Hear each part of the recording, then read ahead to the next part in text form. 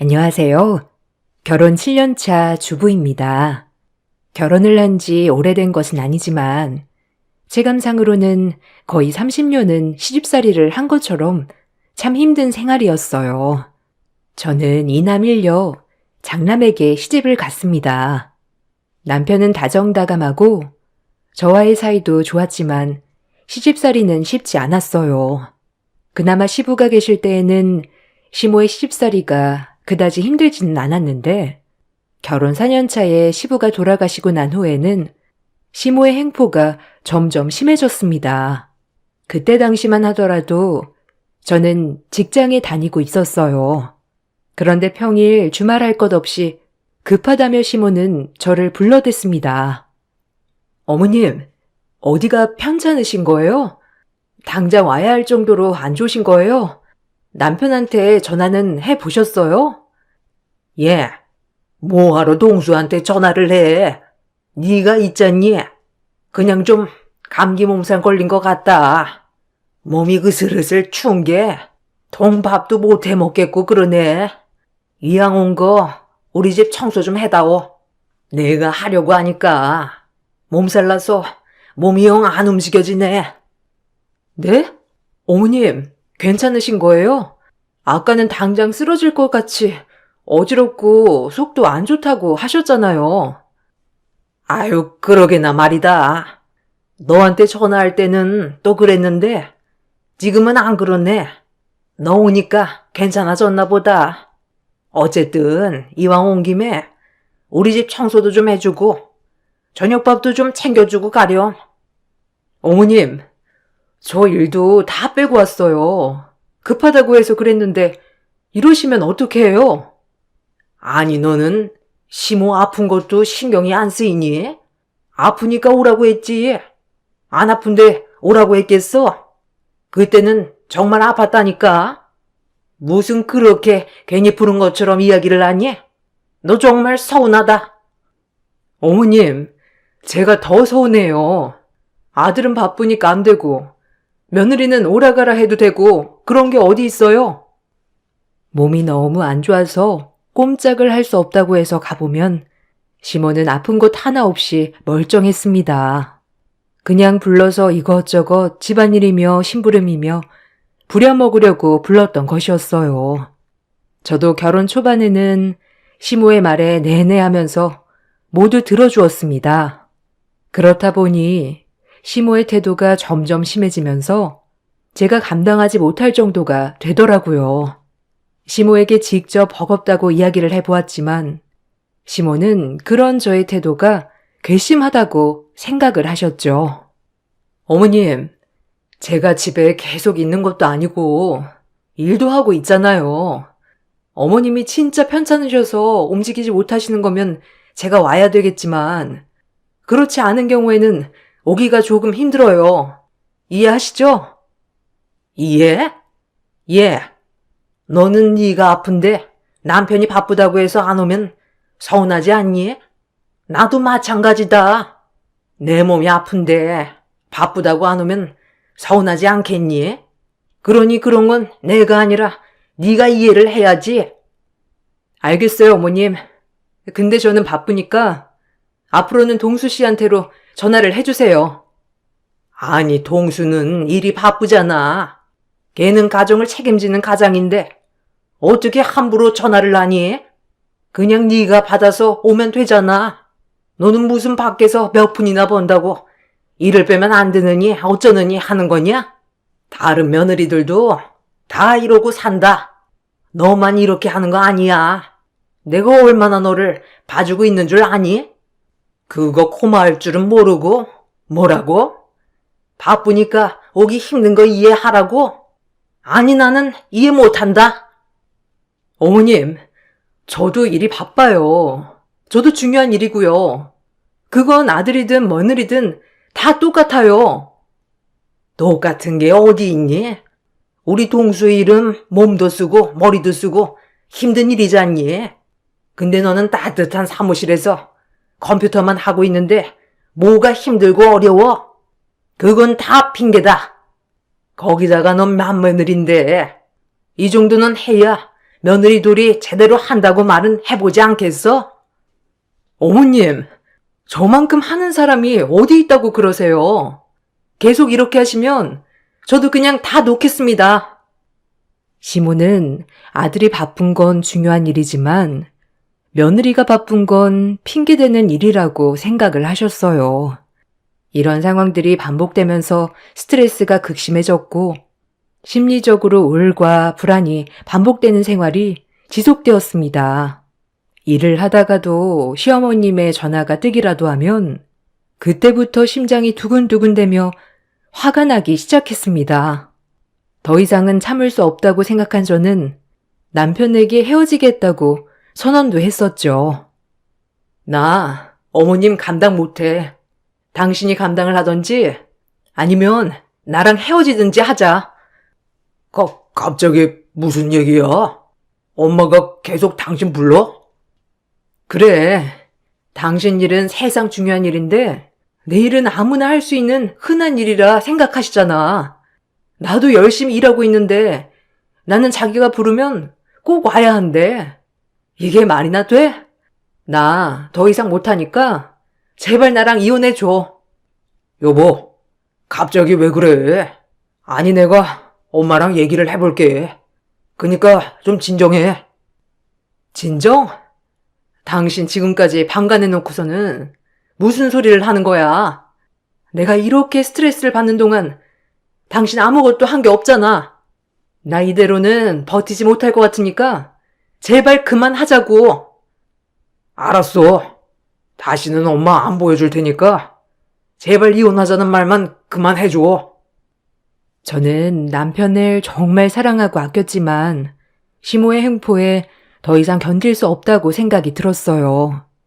남편에게 그만 살자고도 이야기를 했는데 남편은 저를 계속해서 잡았습니다. 그러던 중 임신 사실을 알게 되었죠.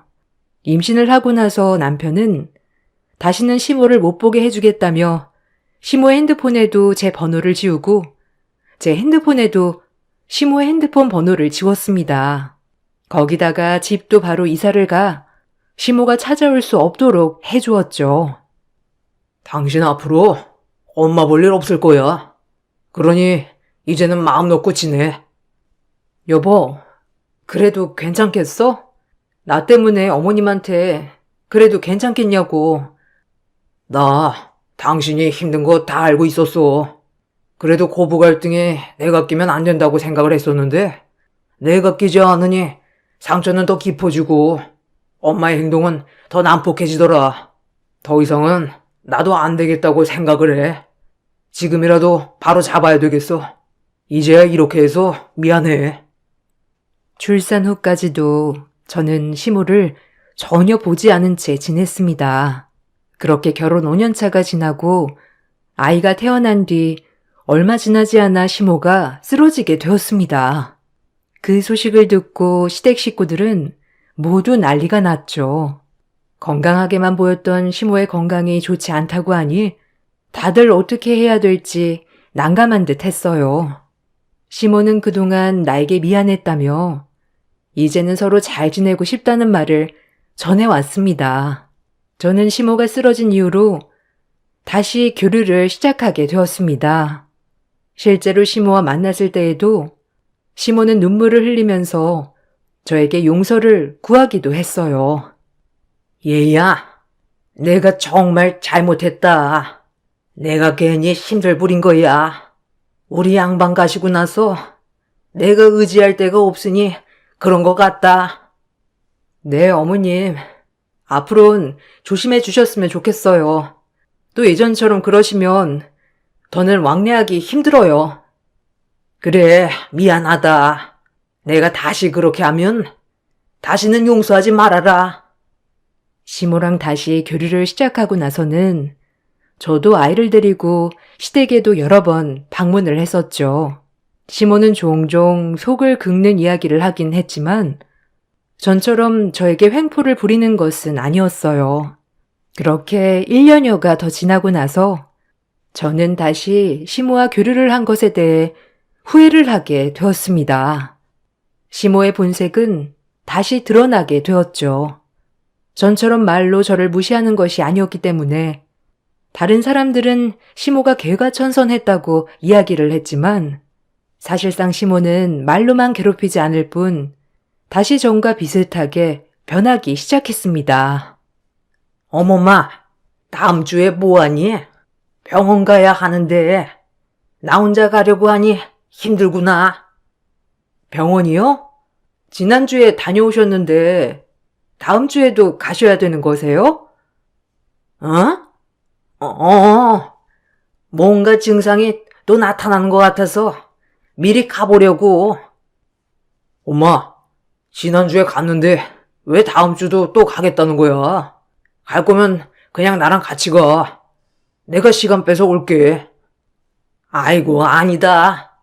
아비 고생하는데 어떻게 같이 가자고 해? 그냥 어멈이랑 쉬엄쉬엄 다녀오면 되지. 어멈도 집에만 있으니까 답답하고 아이도 집구석에만 있으면 안 된다. 밖에 같이 나가야지. 어머님, 병원에 아이 데리고 가면 더 안 좋아요. 언제 가실 건데요? 아기 아빠 쉴 수 있으니까 날짜만 이야기해 주세요. 아이고, 됐다. 그냥 나 혼자 갔다 오지 뭐. 머리도 아프고 그런데 괜찮을 거야. 아니, 아기 아빠랑 같이 가시면 된다니까요. 날짜를 알려주세요. 그래, 엄마. 어떻게 아기 엄마 혼자 아기랑 엄마 다 보면서 병원을 가? 나랑 같이 가세요. 에이구, 됐다. 내가 말을 말해야지. 며느리한테 가자고 해도 내 말은 하나도 안 듣고. 시모는 저에게 대놓고 뭐라고 하는 건 아니었지만 저는 그 뜻을 다 알 수 있었죠. 예전과 마찬가지로 저를 부려먹기 위해서 매번 시간을 내달라 데이트를 하자는 말로 바꿔 쓰시기 시작했습니다. 다른 사람들은 며느리를 잘 챙기는 시어머니라고 했지만 실상은 그렇지 않았습니다. 정말 다른 사람들이 시간이 안 돼서 제가 아이를 둘러업고 겨우겨우 어머님 모시고 외출이라도 한 날에는 어김없이 시어머니의 횡포가 시작되었어요. 예, 너는 젊은 게 애도 제대로 못 보고 시어머니도 제대로 못 보니? 내가 그 나이 때는 아기 앞뒤로 없고 안고 하고서도 시어머니 모셨다. 뭐 그렇게 대단한 일을 한다고 힘들어해? 어머님은 어머님 시어머니께서 애들 다 봐주셨잖아요. 남편이 다 얘기해줬어요. 밥도 안 하시고 매번 설거지만 하시고서는 왜 저는 그렇게 해야 되는데요? 어머머머, 얘 말 대꾸 하는 거 봐라. 얘, 너 그렇게 시어머니한테 또박또박 말 대꾸 하면 애가 듣고 배우는 거다. 이제는 말도 가려 하면서 해야지. 사람들이 많이 있는 곳이랑 저와 단둘이 있는 곳에서 태도는 확 달라졌습니다. 다시 원래의 심으로 되돌아가는구나 싶어 저는 시어머님과 다시 연을 끊어야 하는 거 아닌가 고민을 하기 시작했죠. 그렇지만 시모의 건강은 좋지 않은 것도 사실이었습니다. 병원에서는 평소 화를 자주 내고 화가 많아서 혈압으로 자주 쓰러지게 되는 거라고 이야기를 했습니다. 이런 상황들이 반복되면서 시어머니는 1년 중에서도 신경성으로 몇 번이나 입원을 해야 할 정도였죠. 남편의 남동생과 여동생은 미혼이었고 다들 직장에 다니고 있다 보니 주부였던 제가 시어머니와 마주치게 되는 일은 많았어요. 시어머니는 심지어 병원 간병도 요구를 했었습니다. 예, 요즘은 딸이 아니고 며느리가 와서 다 간병을 한다더라. 요즘 누가 시어머님 간병을 해요? 다들 간병인 두고 있죠. 어머님도 간병인 두시게요? 아니, 나는 남의 손은 좀 불편하더라고. 그니까 나는 네가 좀 내 간병을 해줬으면 좋겠다. 네? 제가요? 아휴, 제가 어떻게 어머님 간병을 해요? 그냥 간병인 쓰세요. 그분들이 더 잘해주시고 꼼꼼하게 잘 돌봐주시잖아요. 아니다. 너도 잘할 수 있지 않겠니? 거기다가 앞으로 내가 아프면 네가 신경 써야 할 텐데 서툴더라도 네가 지금부터 해봐야지. 아니요. 앞으로도 그럴 일은 없을 거예요. 그러니 제 간병은 꿈에도 꾸지 마세요.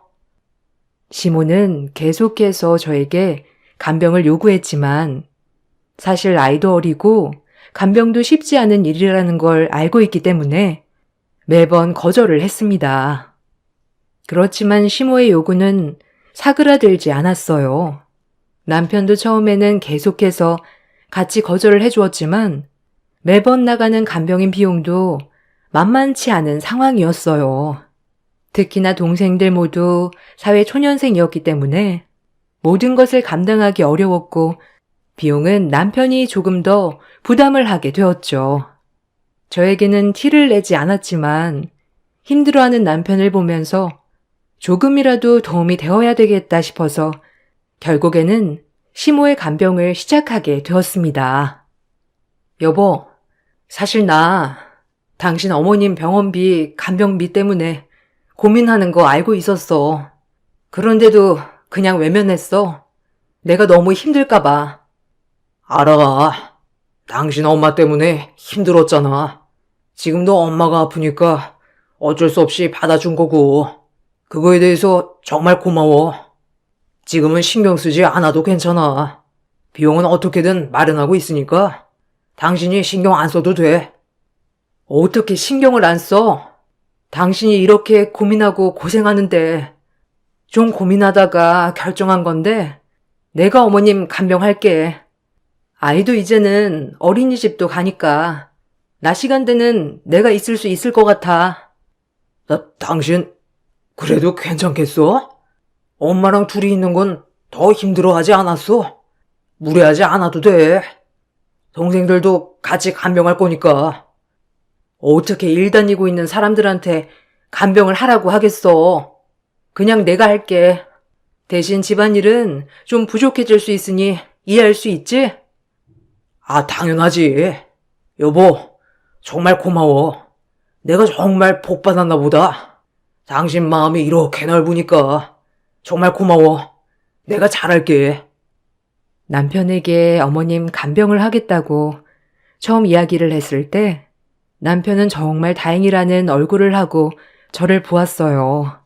사실 계속해서 어머님 간병 비용에 대해서 고민을 많이 해왔었고 그걸 알고 있었던 저는 외면할 수 없었죠.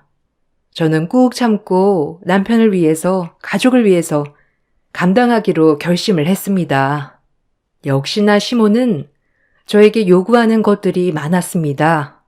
1년에 몇 번씩 입원을 하면서 기력을 되찾고 다시 입원을 하고 반복을 했어요. 그때마다 병실밥이 맛이 없다면서 밥을 직접 해서 오라고도 이야기를 하셨죠. 어미야. 남 병원에서 먹는 밥이 너무 맛이 없다. 이렇게 병실밥만 먹다가는 아프지 않은 몸도 더 아플 것 같아. 그러니까 네가 집에 가서 점심이랑 저녁밥 좀 해와라. 그 정도는 할 수 있지? 어머님, 밥까지 하는 건 무리예요. 아무리 그래도 매번 반찬이나 이런 것도 다 해야 하는데 그냥 병원밥 드세요. 그게 힘드시면 반찬 가게에서 드실 만한 거 사올게요. 병원밥을 벌써 몇 년 동안 먹었니? 거기다가 반찬 가게도 맛있는데 찾기가 쉽지 않잖니? 그냥 네가 내 입맛 아니까 쓱쓱 쉬면서 하나씩 만들면 되지. 뭐가 힘들다고 그래? 여러 개 할 필요도 없고 몇 가지만 해서 가지고 오면 된다. 집에서도 해먹는 걸 조금씩 덜어서 와도 되고. 어머님, 반찬은 못 해와요. 말로는 대충 싸우면 된다지만 그게 어디 쉽나요? 그냥 병원밥으로 드세요. 아니 내가 뜨신 밥 먹고 금방 기운 차린다니까. 왜 안 된다는 거야? 그럼 그냥 병원에서 쭉 있는 게 좋다는 거야? 시모는 제가 해온 밥이 아니면 밥을 먹지 않겠다는 이야기도 하셨죠. 정말 마음 같아서는 간병도 그만두고 싶었지만 남편이 저를 위해서 매번 집안일도 깔끔하게 해두는 것을 보고서는 그래, 이 정도면 몇 번 하고 말겠다 생각이 들기도 했습니다. 그래서 반찬 몇 가지를 싸고 가게 되었어요. 처음 몇 번은 반찬을 싸오자 좋아하셨던 시모는 점점 바라는 것이 당연하게 많아졌어요. 예, 다음에는 장아찌 좀 여러 개 가지고 와라. 이건 맛있긴 한데 매번 먹으니까 지겹구나. 좀 다른 걸로 바꿔가면서 가지고 와야지. 어머님, 이거는 다른 반찬이에요. 다른 거 드시고 싶으신 거 있으면 그걸로 가지고 올게요. 아니, 장아찌뿐만 아니라 버섯도 볶고 멸치도 볶고 하면 되지 않니? 그거 볶는데 오래 걸리는 것도 아니고 후딱 하면 2시간이면 다 만들잖니? 손이 느리니까 이런 것도 다 귀찮고 오래 걸리는 거다. 해봐야 또 느니까 그냥 이번에 요리 실력 는다 생각하고 한번 쭉 해봐. 반찬 3-4가지와 함께 밥, 국을 해가면서도 좋은 소리 한 번을 못 들으니 참 기운이 빠지기도 하더라고요. 그래도 남편도 엄마가 아프시다 보니 많이 신경을 쓰고 이래저래 저도 신경을 써주고 있어서 저는 꾹 참고 열심히 간병을 했습니다. 어느 날 시어머니는 시댁 식구들이 다 같이 와서 병실에서 밥을 먹자며 반찬을 좀 넉넉하게 싸오라고 하시더라고요. 어미야, 내일 네 시동생들 온다고 하니까 반찬 좀 넉넉하게 싸와서 여기서 좀 먹자. 밖에 나가서 먹으면 좋겠지만 내가 그럴 수 없잖니. 여기서요? 아니, 여기 좀 좁지 않을까요? 어머님만 드시고 여기서는 간단하게 차 마시는 게 나아요. 아유, 언제 가족들끼리 밥을 먹어보겠니? 내가 이렇게 병원에만 있는데 그냥 내일은 좀 넉넉히 싸와라. 시모는 가족들과 밥을 먹어야 되겠다며 저에게 반찬을 좀 넉넉하게 싸오라고 하셨어요. 시동생들도 온다고 하니 저도 신경을 써서 12처 반상으로 챙겨서 병원으로 갔습니다. 병실에 가보니 시보만 있고 다른 가족들은 아직 안 온 상황이더라고요. 마침 식사 시간이 되어서 반찬들을 내놓으려고 정리를 하는데 시모가 갑자기 화를 내기 시작했죠. 예, 너 이거 뭐니? 이거 어제 먹었던 거 아니야? 한 개가 어제 거랑 겹치잖아. 어머님, 그럼 반찬이 거기서 거기지. 여기서 어떻게 더 다양하게 나와요? 어제 거 좀 먹을 수도 있는 거지. 시동생들 때문이에요? 어제는 시동생들도 없었는데 어제 먹었던 게 나오면 어때서요? 얘가 정말 내가 오늘은 좀 신경 쓰라고 했니 안 했니? 너는 어떻게 된 게 시애미가 이야기하는 걸 하나같이 안 들어 처먹어? 내가 오늘은 좀 신경 써서 가지고 오라고 했잖아. 어머님, 병실에 오는데 신경 써서 가지고 오는 게 어디 있어요? 이 정도면 훌륭한 거지. 병실에서 호텔 만찬 바라세요? 세상에 이 정도 하는 며느리가 어디 있답니까? 더는 못하겠으니까 어머님이 직접 해 드시던 시동생들한테 시키세요, 그럼. 아니 이게 정말 어디서 말대꾸야? 시모는 화를 내며 제 뺨을 내리쳤습니다. 소리를 고래고래 지르면서 저를 향해 손을 휘두르는 모습을 보고서는 저도 더 이상은 참을 수 없다고 생각을 하고 있었죠. 반격을 하려 손을 올리던 그때 누군가가 시어머니의 휘두르는 손목을 잡아챘습니다. 그러곤 시모의 머리채를 잡고 병상에서 끌어내는 게 아니겠어요? 누군가 하고 보니 어떤 여자분이셨어요. 아줌마, 간덩이 부었지? 어디서 함부로 손을 놀려? 저는 깜짝 놀라서 쳐다보았고 시모 역시 놀라서 멈춰 섰답니다. 여자분의 뒤로 들어온 시동생들도 깜짝 놀란 얼굴이었어요. 알고 봤더니 그 여자분은 도련님의 여자친구였습니다. 이번에 결혼을 위해서 인사를 드리려고 했는데 어머님이 입원을 하시는 바람에 병문안 겸 인사를 하러 온 것이었죠. 그런데 그 여자친구가 오히려 시모에게 화를 내면서 나를 때리는 것을 말린 것이었어요. 언니, 괜찮으세요? 어디 다친 데 없어요? 네, 괜찮아요. 근데 어디서 많이 본 것 같은데 혹시 저 알아요? 언니, 저 기억 안 나요? 고등학교 때 저 혜연이에요. 혜연이? 어머, 혹시 1학년 혜연이 말하는 거야? 네. 언니, 정말 오랜만이죠? 언니한테 깜짝 서프라이즈로 놀래주려고 한 건데 상황이 이렇게 되었네요. 어디선가 많이 본 듯한 얼굴을 하고 있었던 예비동서는 바로 제 고등학교 후배였습니다.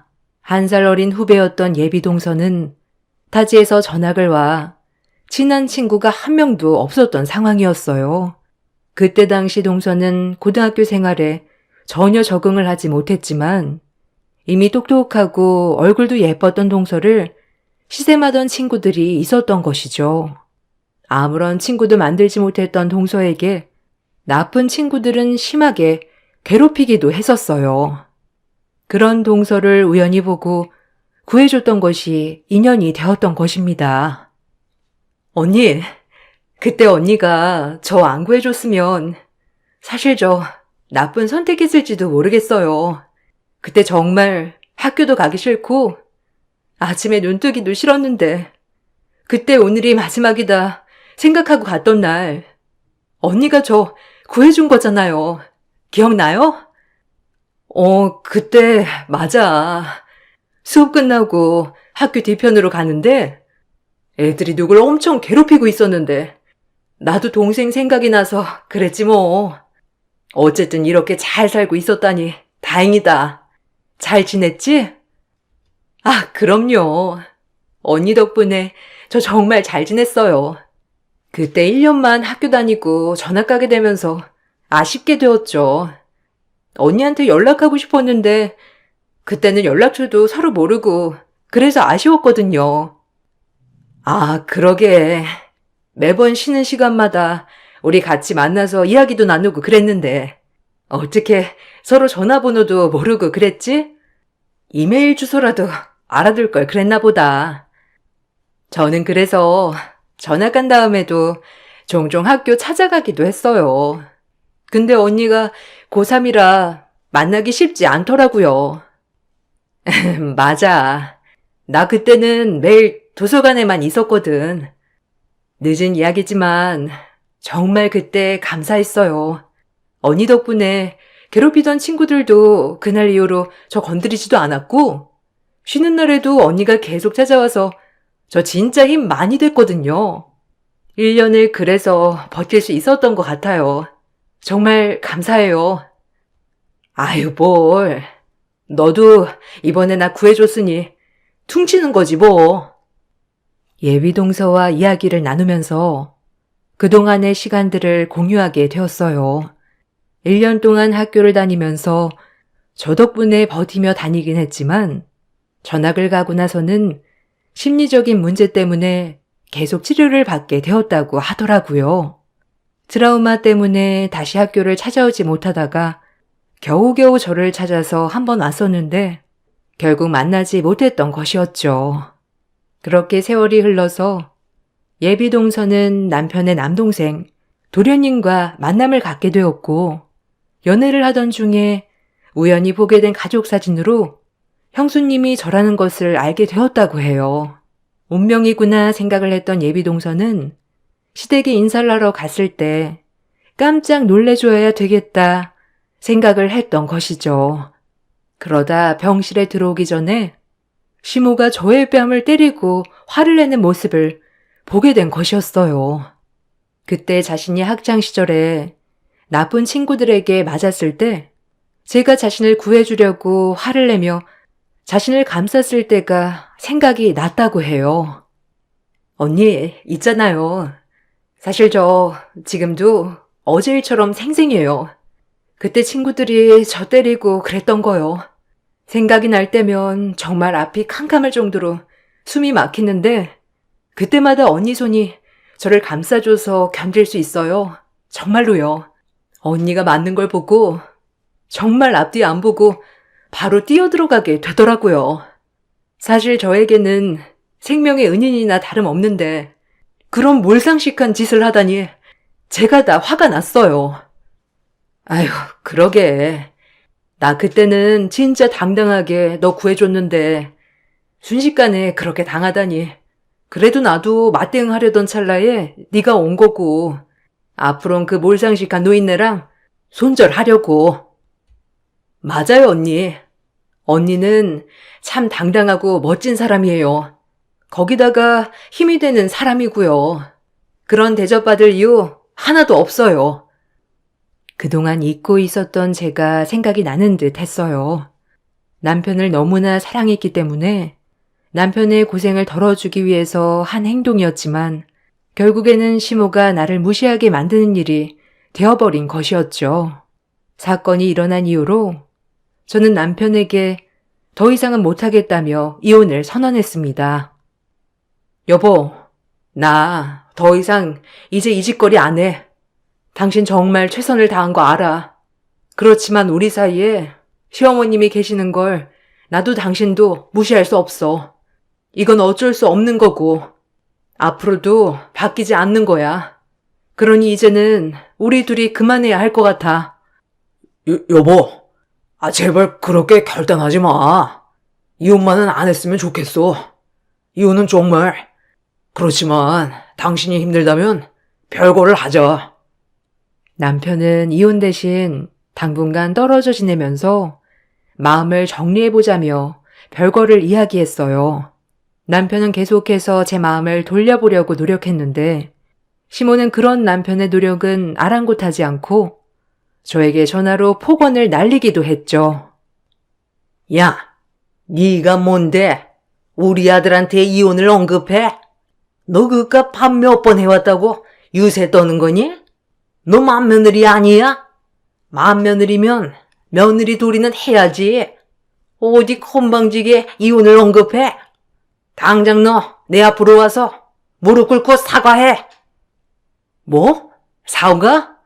사과 같은 소리 하고 있네. 사과는 당신이 나한테 무릎 꿇고 싹싹 빌어야지. 당신이 그렇게 끔찍이 아끼는 장남, 이혼남 되게 생겼는데 어디서 지금 사과를 언급해? 제발 정신 좀 차려. 이 노망난 노인네야. 뭐? 노인네? 내가 뭘 어쨌다고 그러는 건데?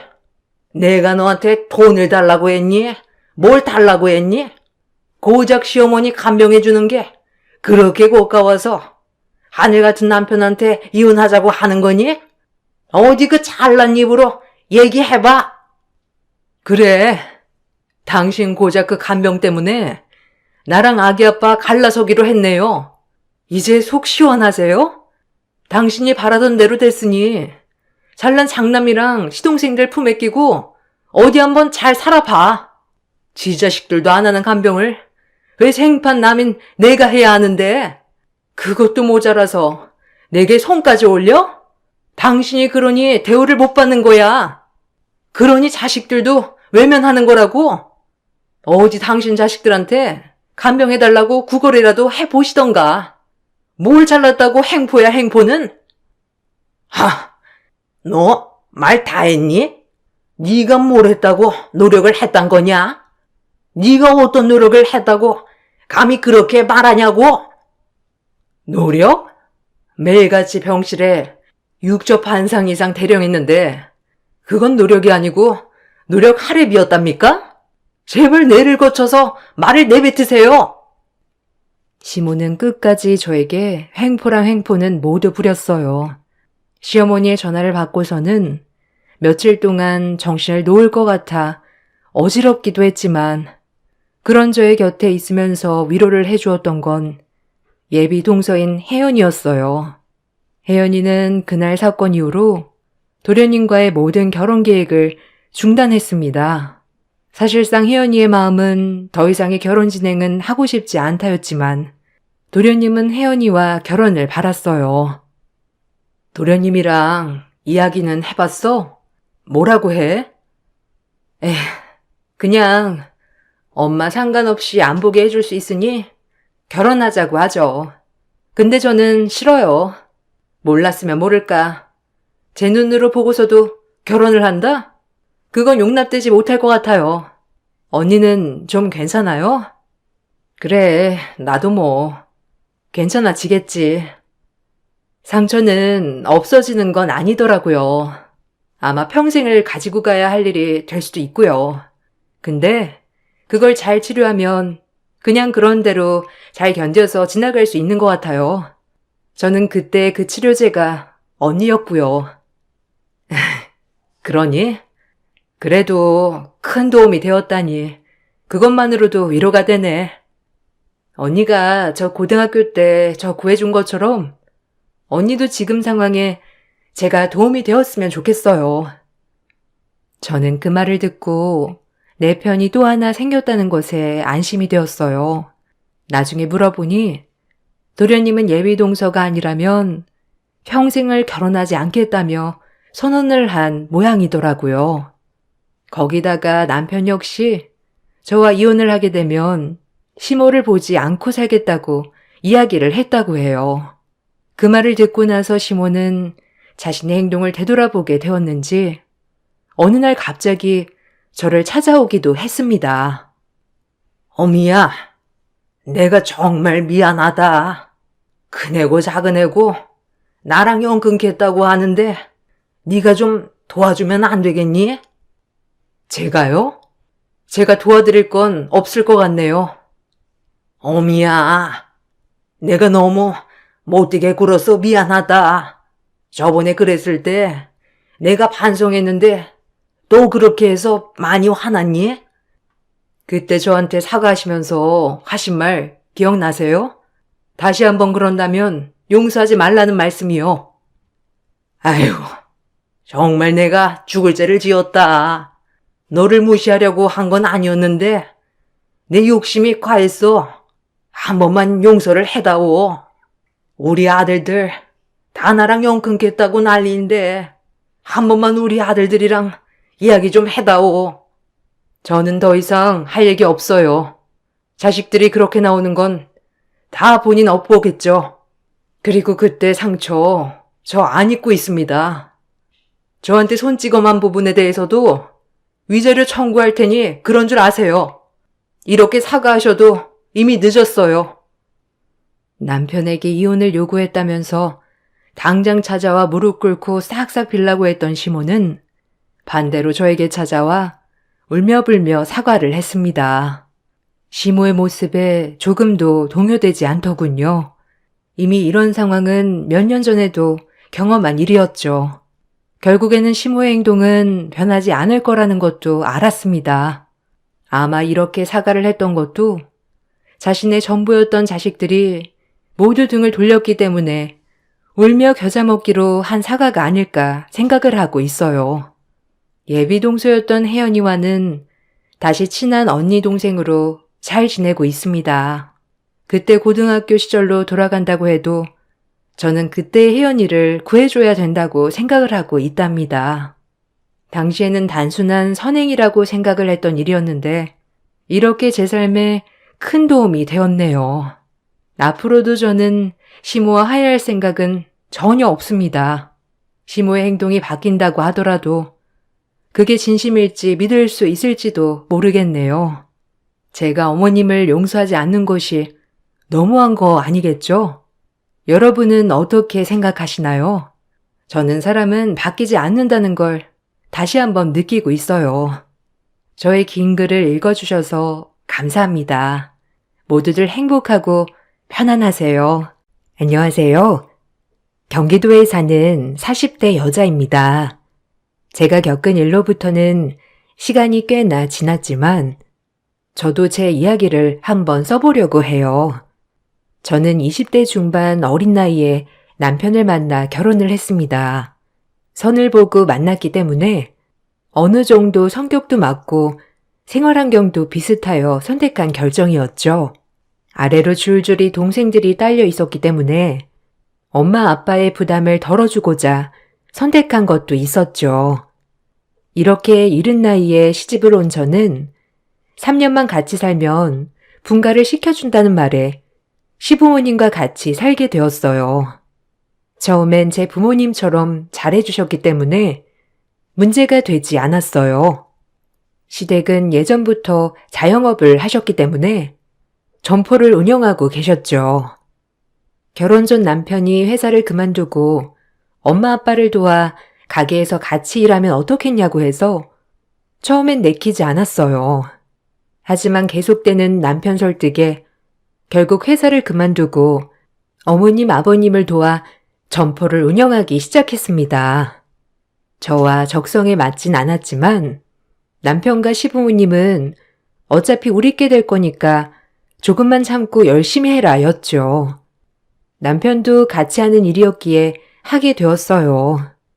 그것이 저의 발등을 찍을 일이라는 것을 모른 채로 말이죠. 그렇게 시부모님 가게에서 일을 하게 되었습니다. 처음 남편의 활동적인 모습이 너무 좋았지만 결혼을 하고 보니 완전 마마보이 그 자체였죠. 남편네 집이 자영업을 꽤 크게 하였기 때문에 외동인 남편 명의로 재산이 많이 되어 있다곤 했지만 마마보이인 남편은 어머님 말이 아니고서야 본인 돈을 쓸 수 없었죠. 시부모님만을 의지해서 살아가고 있었거든요. 형제가 많아 약간 독립적인 성향을 가진 저로서는 이해할 수 없었어요. 애미야, 왜 계산이 안 맞는 거니? 어제 정산 안 하고 갔어? 이러면 안 된다니까. 좀 꼼꼼하게 해라. 할머니를 하려면. 아, 어머니, 어제 마감은 그이가 했어요. 아마 그이가 안 하고 왔나 봐요. 지금 제가 다시 해볼게요. 이리 주세요. 아니, 넌 왜 네 남편한테 뒤집어 씌우냐? 네가 했든 남편이 했든 죄송하다 한마디면 될 것을 가지고 토를 달아 달기를. 네? 아니, 당연히 제가 안 했으니까 안 했다고 하는 거죠. 그리고 재민 씨가 좀 꼼꼼하지 않은 것도 사실이고요. 아이고, 웃긴다, 너 참. 서방 잡아먹겠다, 아주. 남자는 좀 화통하고 털털하면 되지. 꼼꼼까지 바라길. 아주 욕심도 많다. 어머니의 말이 너무 모순적이었죠. 제가 잘못하면 안 되고 남편은 잘못을 해도 된다니 이런 문제부터 시작하여 임금 문제까지 점점 불만이 쌓여갔어요. 항상 남들은 1원 한 장 틀리지 않게 정산을 해주셨지만 늘 저에겐 얼렁뚱땅 정산을 해주셨어요. 이런 것들이 쌓여 저는 점포에서 일을 하기 싫어졌습니다. 그래서 어머님께 말을 했죠. 더 이상은 할 수 없었기 때문에요. 생활비를 한번 타려고 하면 어머님에게 어떤 연유로 돈을 쓴다고 허락을 받고 돈을 써야 했어요. 정말 숨이 막혔습니다. 어머님, 저 그냥 다시 회사 나갈까 봐요. 아무래도 저랑 점포는 안 맞는 것 같고요. 오히려 회사 생활이 맞는 것 같아요. 아니, 왜 그러냐? 나 때문이냐? 아들 하나 있는 거 나중에 다 너 거가 될 건데 미리미리 알아두면 좋지. 내가 괜히 그러냐? 그건 그때 나중에 할게요. 항상 월급도 일한 시간이랑 안 맞는 것 같고 이게 지속되면 안 하는 게 나을 것 같아서 그래요. 아니, 어차피 다 우리 돈인데 그게 그렇게도 억울하냐? 나도 참 너한테 섭섭하다. 가족이면 좀 손해도 보면서 하는 거지. 어찌 그렇게 또박또박 다 받아내려고 해? 나 원참. 애초에 욕심 많은 건 알았는데 너 참 너무하다. 딸이었어도 이럴 테냐? 그건 다른 문제죠. 생활비 문제도 그렇고 일을 냈으면 당연히 통장에 돈이 꽂혀야 되는 게 정상 아닌가요? 전 대가는 확실해야 한다고 생각해요. 재민 씨도 본인이 얼마 받는지도 잘 모르는 것 같고 이게 반복이 된다면 안 하는 게 나을 것 같아요. 어머님은 말도 안 되는 걸로 꼬투리를 잡으셨어요. 그리고 임금 문제는 어차피 너희 점포가 될 건데 뭐가 문제냐라는 식이었죠. 하지만 저 혼자만 갖는 불만이었어요. 바보 같은 남편은 본인의 월급이 제대로 얼마인지도 모른 채 일을 하였기 때문이었죠. 이런 부분에서 남편은 제 힘이 되어주지 않았어요. 그저 늙은 엄마 평생 일하느라 힘드셨다. 네가 좀 도와줘라 였죠. 너도 참 그렇다. 아니, 우리 엄마가 나중에 재산이나 이런 거 다 누구 주겠어? 다 내 거 아니야, 그럼. 그냥 좀 사바사바 하면서 엄마 비위도 맞추고 그래야 엄마가 그런 거 다 줄 맛이 나지. 너처럼 또박또박 말대꾸하면 주려던 것도 안 주겠다, 안 그래? 아니, 내가 많은 걸 요구하는 것도 아니고 그건 나중 문제지. 이런 금액은 정확히 계산해서 줘야지. 가족이라고 그런 게 어딨어? 아, 따지지 좀 마라, 진짜. 너 내가 장모한테도 이런다고 생각하면 안 섭섭하겠어? 나도 마찬가지야. 우리 엄마한테 하는 거 보면 섭섭해. 뭐? 거기서 그 말이 왜 나와? 솔직히 자기 여기서 뭐 고등학교 졸업하자마자 일했다면서 자기 명의로 재산이 있으면 뭐해? 어머님이 꼭 움켜쥐고 있는 것을 생활비 한번 타려면 뭐든지 다 어머님 아버님 통해야만 돈이 나오고 난 이런 생활 숨 막혀. 모든 돈 문제는 시부모님께 이야기를 해야 하는 것도 답답했어요. 결혼을 했다면 경제적 독립을 해야 하는 게 맞는다고 생각했거든요. 제가 이런 문제를 가지고 얘기 좀 하려고 하면 남편도 마찬가지로 저를 또박또박 따지는 깐깐한 여자로 몰고 갔습니다. 이런 게 지속되다 보니 정말 내가 잘못된 건가? 내가 좀 너무 따지나? 라는 생각이 들 정도로 가스라이팅을 당하고 있더군요. 점점 이 점포에서 일하는 게 익숙해져 갔어요. 시댁은 여러 매장을 가지고 있었기 때문에 어머님, 아버님 또한 바쁜 나날을 보내고 있었죠. 그렇게 어느 정도 시댁 일에 적응이 되었을 때 저는 임신을 하였어요. 임신을 하고 당연히 조금은 쉬어가면서 일을 해야겠다고 생각했는데 시어머니 생각은 달랐죠.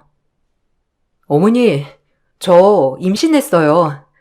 이제 어머니도 할머니가 되신대요. 축하드려요. 6주 정도 됐는데 아직은 안정이 많이 필요하대요. 어머, 축하한다.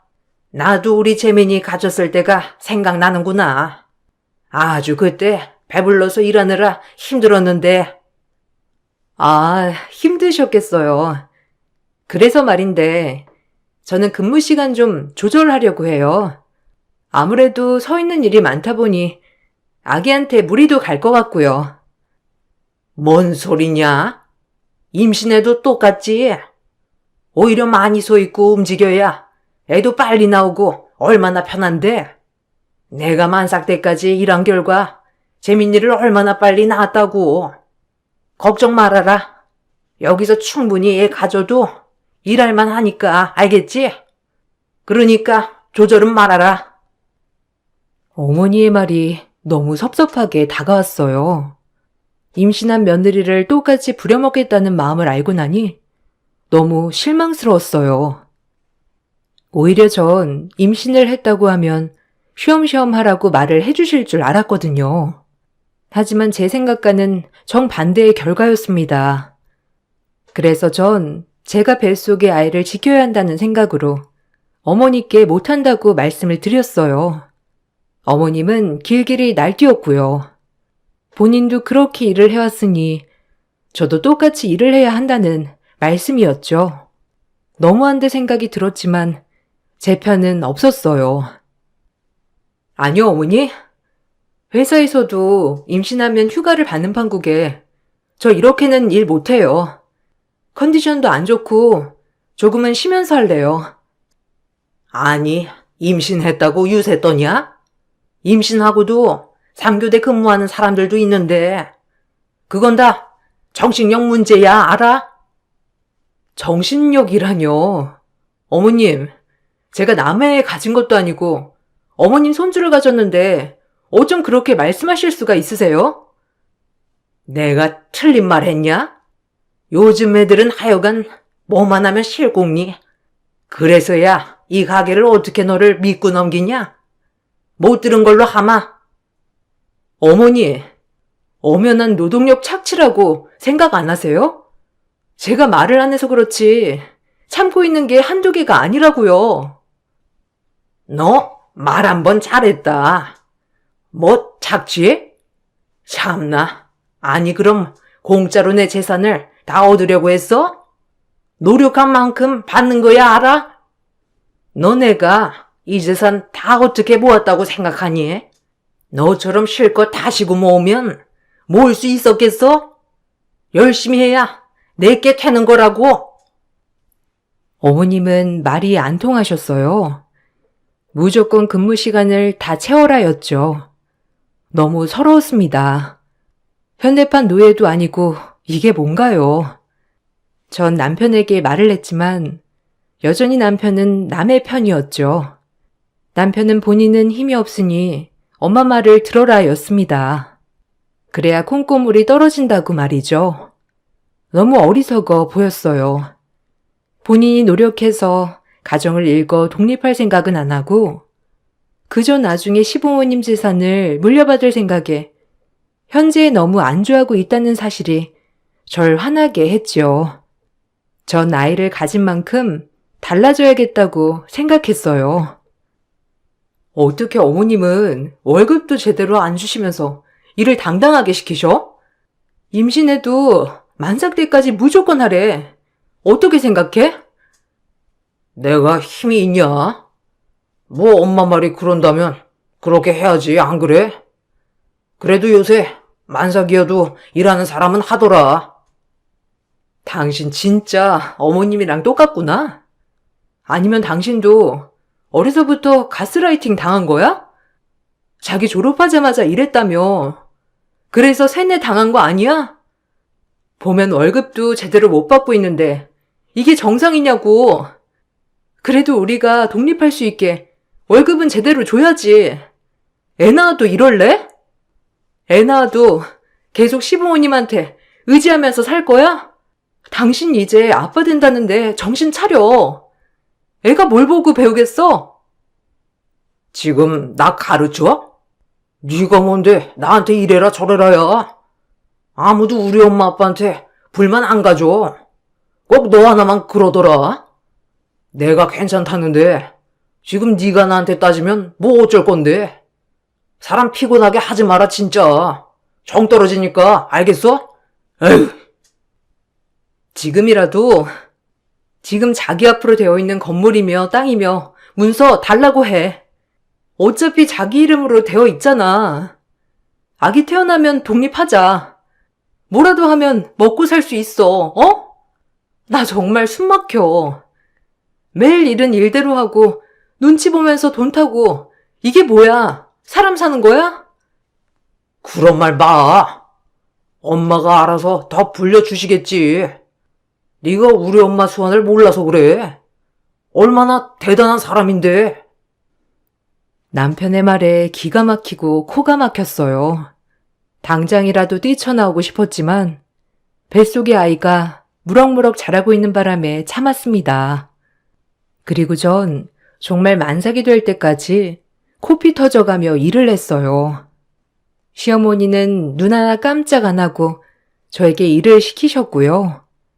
그렇게 힘든 상황 속에서도 아이는 건강하게 태어나 주었어요. 아이가 태어나고 조리원 10일이 저에게 가장 큰 휴가였습니다. 그마저도 시어머니는 3박 4일이면 몸조리는 끝난다고 하였지만 우기고 우겨서 10일을 예약했죠. 그렇게 아이를 안고 조리원을 퇴소하던 날, 전 역시나 어머님 호출로 가게에 나가봐야 했어요. 핏덩이를 등에 업고 말이죠. 어머님은 이것이 당연하다고 했어요. 그래, 몸조리는 다 했냐?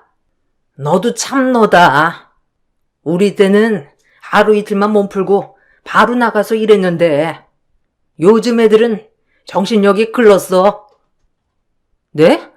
아, 어머니, 저 너무 지치네요. 오늘도 힘들게 나온 거예요. 자꾸 그런 정신력 운운하지 마세요. 제 친구들은 조리원에 보통 2주는 있어요. 누가 조리원 퇴소하자마자 아기 둘러엎고 일을 나오나요? 옛날이랑은 너무 달라요, 어머니. 아이고, 그래. 너 잘났다. 됐고, 밀린 일에 산더미다. 너 없는 동안 직원을 쓸 수도 없고, 아주 내가 힘들어 죽는 줄 알았어. 창고에 가면 재고 쌓였으니까 재고 좀 파악하고 진열 좀 해놔. 애는 죽어라. 먼지 들어가면 안 되니까 내가 업고 있을게. 아이고, 참나. 제가 없는 동안 제 일을 쌓아놨다고 하신 어머님을 보며 경악을 금치 못했어요. 이젠 이런 생각이 들더군요. 이 집은 며느리를 필요로 하는 게 아니라 현대판 노예가 필요한 거였구나. 월급도 떼먹고 아이 낳아도 바로바로 부릴 인력이 필요했구나라고 말이죠. 오히려 아이를 낳고 나니 우울증이 겹쳐 저는 더욱더 어두워졌습니다. 그나마 저녁에 일을 끝내고 와서 아이를 재우는 시간만이 유일한 저의 힐링 시간이었네요. 남편조차도 제 편이 아니었으니까요. 매일 시부모 눈치만 보는 남편. 하지만 엄마는 강하다고 했던가요? 아이를 낳으니 이 아이만큼은 정말 제대로 모든 걸 누리고 살게 하고 싶었어요. 그때부터 악착같이 일했죠. 그리고 아이가 커가는 모습을 보며 스스로 위안을 삼았습니다. 아이가 먹고 싶은 거, 하고 싶은 거, 사고 싶은 거는 무슨 일이 있어도 다 해주고 살았어요.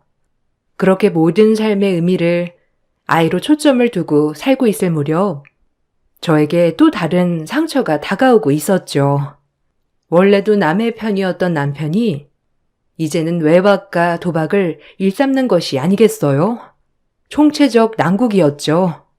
내가 이런 남자를 믿고 살아야 되는지 이젠 의심조차 들었습니다. 뭐 하나 믿고 의지할 데가 없는 기분이랄까요? 여보, 어제 어디서 자고 들어온 거야? 혹시 어제도 하우스 갔었어? 당신 진짜 미친 거 아니야? 한두 살 먹은 어린애도 아니고 이제 아기 아빠인데 정신 차려야지. 언제 독립할래? 아무리 어머님 아버님이 물려주실 재산이 있다고 하지만 자기도 자기 앞가림은 똑바로 해야 할 거 아니야. 내 말이 틀려? 당신 활동적인 모습이 좋아서 결혼했는데 진짜 내가 당신이란 남자 뭘 믿고 결혼했는지 모르겠다. 뭐가? 알아서 엄마랑 아빠가 돈 모아주실 건데 뭐가 문제야? 그리고 남자가 좀 밖에 나가서 게임도 할 수 있는 거지. 넌 꼭 별거 아닌 문제를 심각하게 몰고 가는 경향이 있더라. 질린다 질려.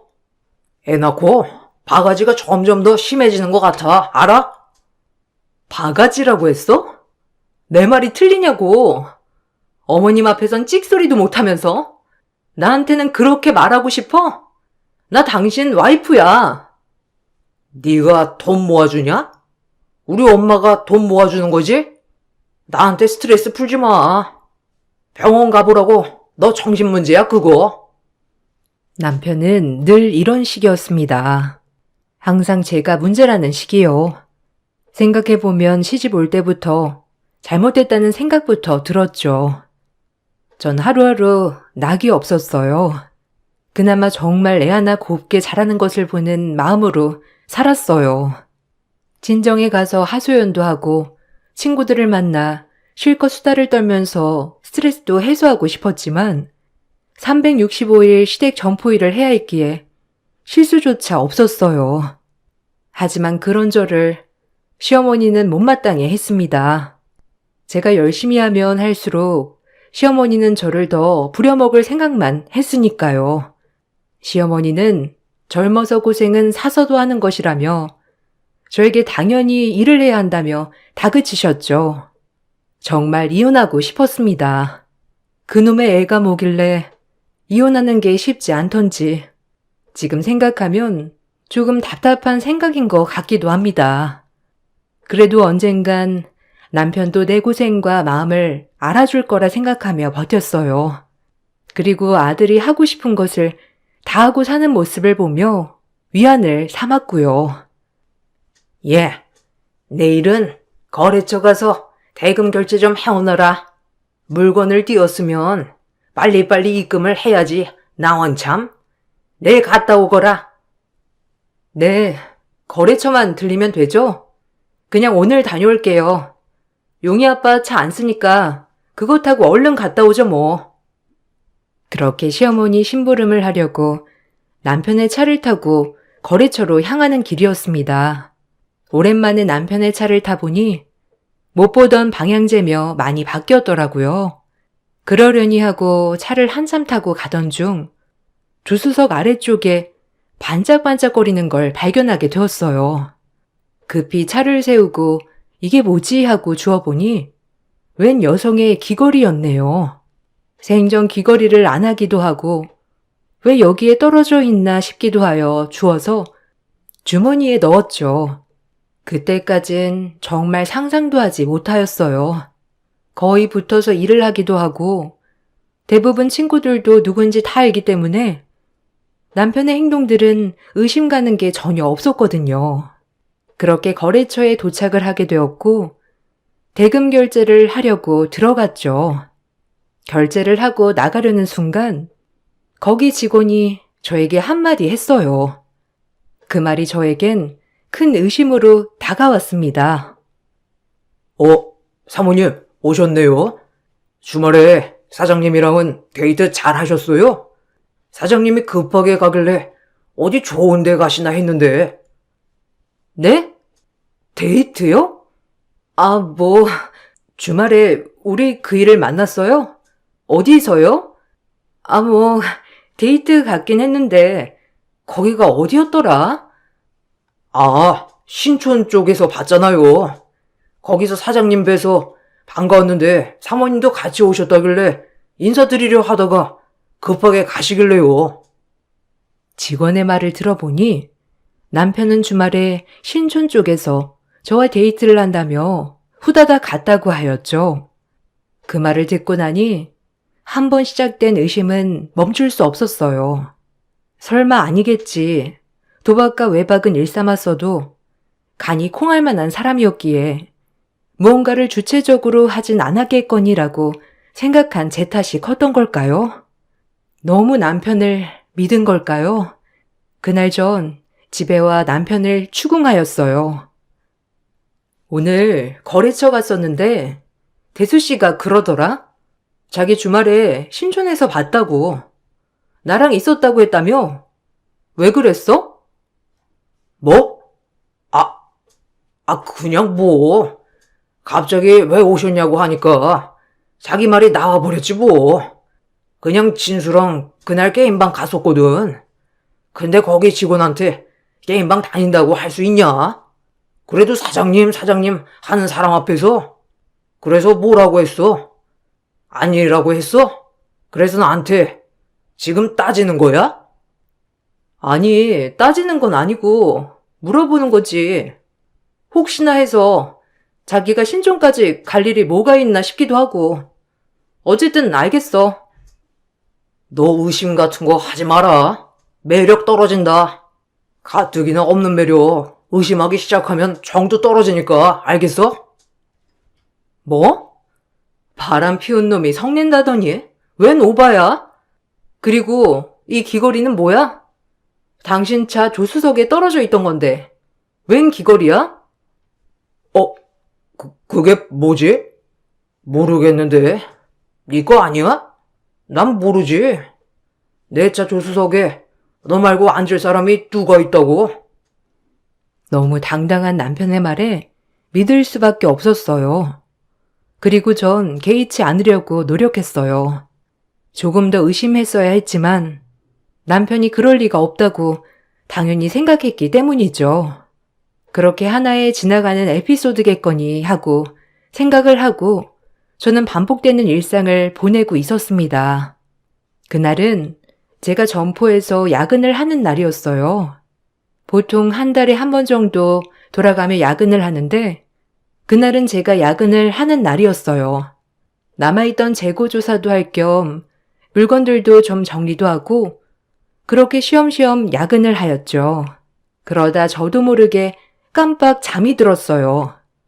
한참 잠을 자고 있는데 가게에 들어오는 인기척 소리에 놀라 잠이 깼어요.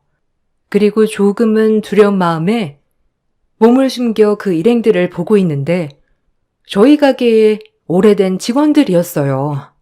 얼큰하게 취해 잠시 뭘 가지러 들어온 거였고요. 그러려니 했지만 그들의 대화를 엿듣게 된 순간 40살 내 인생에 천지개벽할 대박이 터졌습니다. 참 사모님도 안타깝긴 하지. 어렸을 때부터 시집와서 내가 보기엔 임금도 제대로 못 받고 일하는 것 같더라고. 짠돌이 영감이랑 할머니가 어디 남한테 돈 줄 위인이냐? 그저 며느리랍시고 부려만 먹는 거지. 그렇다고 남편 놈이 제대로 된 거면 말을 안 하지. 아유, 그러니까. 아니, 요새 밤낮 다른 여자랑 눈 맞아서 돌아다닌다며? 할마씨도 알고 있더구만. 은근히 영감이랑 할마씨가 인정했나 봐. 그럼 사모만 모르는 거? 아니 어떻게 그래? 평생 몸 바쳐서 일했는데 공은 안 주고 부려만 먹고 버림받는 거야 그럼? 누가 아니래. 아마 그렇겠지 뭐. 나중엔 아무것도 없이 쫓겨날 거라니까. 아주 노랭 영감이랑 할맛이. 그리고 아들까지 똑같아. 그리고 나중에 남자 하나 물어다가 아마 엮어서 쫓아낼 거래지? 나 진짜 할 맛이 얘기 듣고 놀라가지고. 세상에 비밀이 어디 있다고? 와, 진짜 너무한다. 아니, 어쩜 그러냐? 사모만 불쌍하지 참. 애 하나 보고 사는 건데 그렇게 남자였고 쫓아내면 애를 보여주겠어? 직원들의 말은 이러했어요. 남편이 저 몰래 만나고 있는 여자가 있고 공공연하게 저만 모르고 모든 사람들이 알고 있다. 심지어 시부모님들도 알고 계신다였죠. 아마도 제가 쫓겨날 거라며 평생 염전 노예처럼 일만 하다가 쫓겨날 것 같다 불쌍하다 그런 내용. 그리고 웬 남자 하나를 엮고 저와 같이 내보내겠다고 하는 내용까지요. 소름이 돋았습니다. 그동안 가족이라고 믿었던 사람들이었는데 제 뒤통수 칠 생각만 하고 있었다는 것이요. 26살에 시집와서 40이 될 때까지 임신하고 딱 10일 쉰 거 외에는 제 몸 다 바쳐 일했건만 돌아오는 건 버림받는 거라뇨. 어이가 없더라고요. 그리고 기가 막히고요. 처음엔 이가 덜덜 떨릴 정도로 사지가 떨렸어요. 진짜 바람 피운 게 맞는다고 생각하니 어이가 없었죠. 내가 너무 믿었구나. 그동안의 숱한 증거들을 흘렸는데 왜 그냥 넘어갔을까 기가 막히더군요. 근데 역으로 바꿔보니 대박이더라고요. 그동안 가스라이팅을 하도 당해 이제 이것조차 잘못된지 모르고 살았는데 이걸 제대로 이용하여 너네 코를 납작하게 해주마라는 계획이 스쳐 지나갔습니다. 생각하기 나름이라고 저에겐 대박 같았네요. 그렇게 전 직원들을 포섭하기 시작했어요. 다행히 일할 때 평판이 좋았던 저라서 직원들이 많이 도와주었죠. 다 알아요. 대충 내용. 두 분 하시는 얘기 들었어요. 야근하는 날. 뭐 충격이긴 한데 애초에 기대도 없던 사람들이라 오히려 이 기회로 엿이라도 먹이려고 해요. 제가 뒤통수 당하기 전에 제가 먼저 치려고요. 여러분들이 저 도와주셨다는 건 비밀로 할게요. 아이고 사모님 죄송해요. 저희가 진작에 미리 말을 해드렸어야 했는데 뻔히 고생하는 거 알면서도 쉽게 나서지 않았네요. 괜찮아요. 그럴 수도 있죠. 쉽지 않으셨을 거라는 거 알아요. 일단 남편의 외도 증거 먼저 잡을 거예요. 그리고 시부모님이 그동안 여기 세금 장부 조작한 거랑 제 임금 체불한 거 싹 다 가지고 가서 고소할 거예요. 전 오히려 좋게 생각하고 있으니 제 걱정은 안 해주셔도 돼요. 뭔가 마음이 헛헛하면서 가벼웠어요. 14년 종살이가 이렇게 끝날 줄이야. 남편이 가벼운 사람이어도 믿고 한편으론 아이 아빠로 믿음이 있었는데 이렇게 내 뒤통수 칠 생각만 하였다는 게 너무 큰 충격과 배신이었죠. 하지만 모든 걸 알고서는 가만히 있을 수 없었어요. 일단 외도 현장부터 잡았습니다. 직원들이 항상 일정한 시간에 일을 하지 않고 남편이 자리 비우는 시간을 알려줬기 때문에 그날 제가 뒤를 캘 수 있었어요. 역시나 뒤를 캐보니 아주 젊고 예쁜 여자와 바람을 피우고 있었어요. 오빠, 언제 이혼하는 거야? 곧 한다면서. 어머님도 나 싹싹하다고 마음에 들어하는 것 같던데. 진짜 그거 다 오빠 거 되는 거야? 아, 당연하지. 아들이 나 하나라. 엄마 아빠께 다 내 거지 뭐. 아직 귀에 엿보고 있어. 남자 하나 붙여서 쫓아내야지. 그래야 애 핑계도 못 댈 거 아니야. 어차피 아들이야 우리 엄마 아빠가 키워주실 거고. 너랑 나랑은 꽃길만 걸으면 돼. 걱정 마. 이왕이면 아들도 줘버리지 그래? 우리끼리 새로 낳으면 되지 않아? 볼 때마다 불편할 것 같은데 남의 애잖아. 안 돼요 그럼. 너 애 핑계로 우리 재산 슬쩍 뜯어가려고 이리저리 기웃거릴 수도 있다고 해 엄마가. 아주 싹을 잘라야 돼. 너무 어이가 없었어요.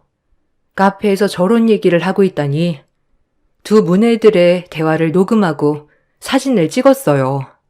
카페를 갔다가 방도 잡아 들어가더군요. 매주 금요일 이 시간만 되면 저만 모르게 밖에 나가 이짓거리를 했었을 생각을 하니 너무 화가 났어요. 더 큰 복수를 위해 참았죠.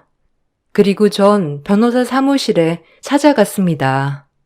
그동안 임금 체불 내역들, 시부모님의 가계장부, 그리고 남편의 외도, 제 말을 들은 변호사님은 한참을 아무 말씀이 없으셨어요.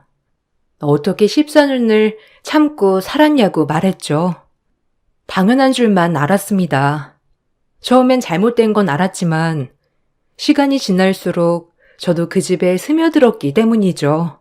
14년 중 딱 10일을 쉬고 일했는데 제 손에 주어진 돈은 단 한 푼도 없었어요. 모든 돈 관리를 시부모님이 하셨기 때문이죠. 변호사님은 이혼 소송 및 재산 분할, 그리고 그동안의 임금 체불에 대해서도 모두 다 보상받을 수 있다고 저에게 용기를 주셨어요. 그리고 이혼을 한다면 친권, 양육권 또한 저에게 넘어올 확률도 높다고 말했죠. 전 변호사님의 말에 삶의 희망을 얻었어요. 그리고 이제 본격적으로 시댁과 싸울 준비를 했죠. 아니 너 뭐 하는 거냐? 오늘 하루 종일 어디 돌아다니길래 일도 내팽개치고 집에 밥도 안 해놓고 지금 정신이 있는 거야? 뭐라고요? 지금 저보고 정신이 있냐고 했어요? 그럼 어머니는 정신이 어디 가셨길래 애 아빠 바람 피우는 꼴을 눈 감아 주셨는데요? 어머머머, 얘 뭐라니? 지금 너 약 먹었냐? 무슨 헛소리를 이렇게 진지하게 하니? 바람이라니? 용이야범이 무슨 바람이야? 다 알아요. 지금 바람나고 어머님 저한테 남자 붙이려고 한 사실도요. 이게 언제까지 비밀이 될 줄 알았어요? 뭐? 아니 얘가 오늘 뭘 잘못 먹었나? 너 꿈꿨니? 왜 이래 정말? 난 네가 도통 무슨 말을 하는지 모르겠다. 그럼 법으로 얘기할게요. 제가 어머니한테 뭘 그렇게 잘못했나요? 26에 시집와서 지금 40이 다 되도록 어머님 아버님 하라는 대로 일만 했어요. 아들 낳고 제가 뭘 사치를 했나요? 아니면 돈을 빼돌렸나요?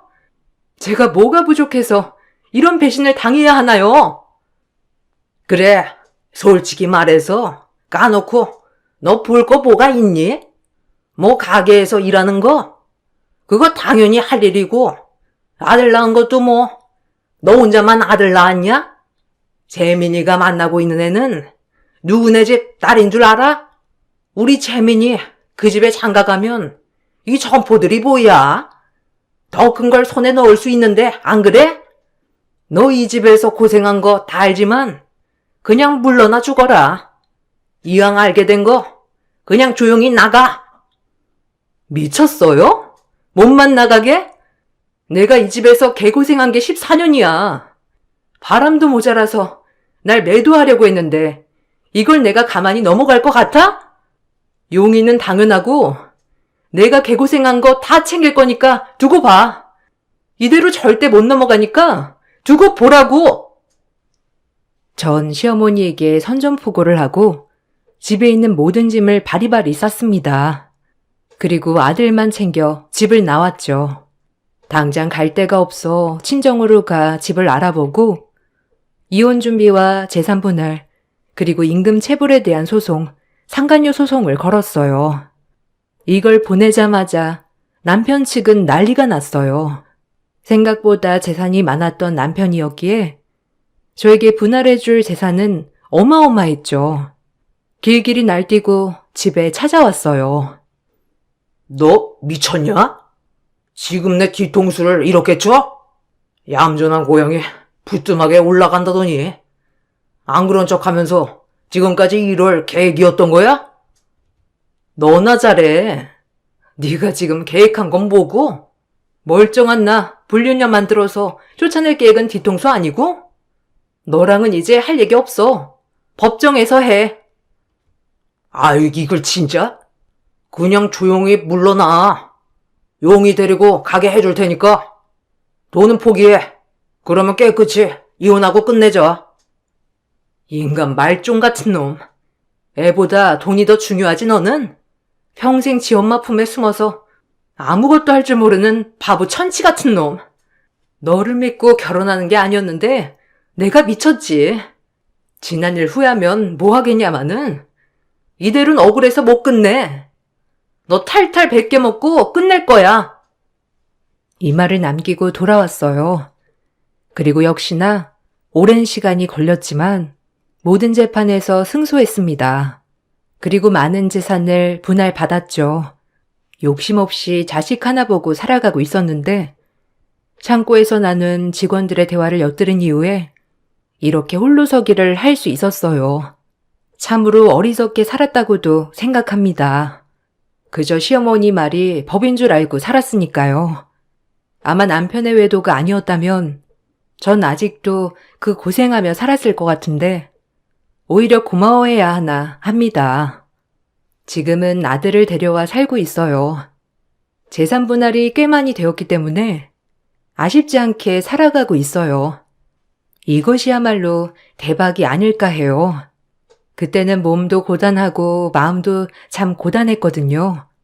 아들만 잘 클 수 있다면 미덕으로 여기고 살려고 했으나 얼마나 어리석었던 일이었는지 새삼 깨달아요. 세상에 이렇게 행복한 일상이 소소하게 많이 있는 것도 놀랍고요. 지난 14년 동안 하지 못했던 문화생활도 즐기고 있고 제가 하고 싶었던 제빵 과정도 배우고 있습니다. 이 과정이 끝나면 조그맣게 제과점을 하나 해볼까 하거든요. 지난 과거를 돌아보면 제 친구들도 요즘 시대에 놀랍다고 하지만 이혼이 흠도 아니고 이젠 모든 걸 훌훌 털고 제 자신만을 위해서 살고 있어요. 여러분들도 후회되는 과거가 있으신가요? 과거는 있고 새천년 새 출발 한번 해보세요. 제 글 읽어주셔서 감사합니다. 안녕하세요. 50대 주부입니다. 사연 없는 집 없다지만 여기 나오는 사연들을 보고 항상 놀랜답니다. 저 역시도 사연이 많아요. 오늘은 제 이야기를 써볼까 합니다. 전 어렸을 때 집이 가난하여 중학교까지밖에 졸업을 하지 못하였어요. 제 나이 또래 친구들을 보면 학교를 못 나오는 친구들도 간간이 있던 터라 공감대 형성이 되는 친구들이 많았습니다. 전 중학교를 졸업하자마자 공장에 취직했어요. 전 중학교 때까지 공부를 곧잘 했었기 때문에 꼭 고등학교를 진학하고 싶었죠. 하지만 현실은 그럴 수 없었어요. 무슨 고등학교야? 너네 언니 지금 공장에서 일하는 거 안 보여? 여자의 중학교까지 보내줬으면 됐지. 뭘 그래? 엄마, 제발요. 학비만 보태주시면 제가 나머진 알아서 할게요. 고등학교라도 나와야 은행에 취직이라도 하죠. 은행 같은 소리 하고 있네. 지금 한 푼이 아쉽다. 너도 중학교까지 보내줬으면 얼른 일할 준비해. 어디 학교 못 가는 애들이 한둘이냐? 그래, 엄마 말 들어라. 우리 집 형편이 그럴 형편도 아니고. 아빠가 죄인이다, 너희한테. 너희들 볼 면목이 없어.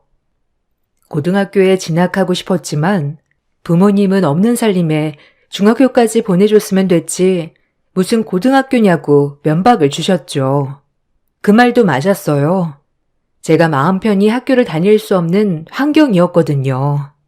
없는 살림에 한 푼이라도 더 벌어 집에 보탬이 되어야 했으니까요. 그렇게 4년을 일했습니다.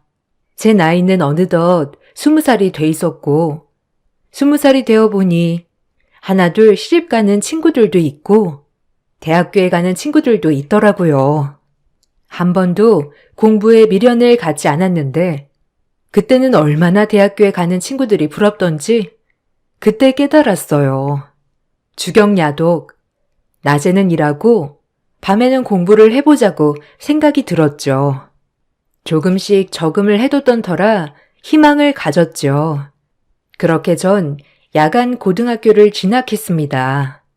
운명이었는지 그곳의 선생님과 사랑에 빠졌어요. 그렇게 시댁에 완강한 반대가 있었지만 저희는 결혼에 성공했어요. 남편이 우직한 사람이었기에 가능했던 일이었어요. 말이 되는 거니? 어떻게 네가 가르친 학생이랑 눈이 맞아 결혼을 한다고 해? 너 엄마 죽는 꼴 보고 싶어서 그래? 죄송해요. 엄마, 도영이 착한 애예요. 제가 사람 보는 눈이 있어요. 그러니까 한 번만 저 믿어주세요. 도영이랑 행복하게 살게요.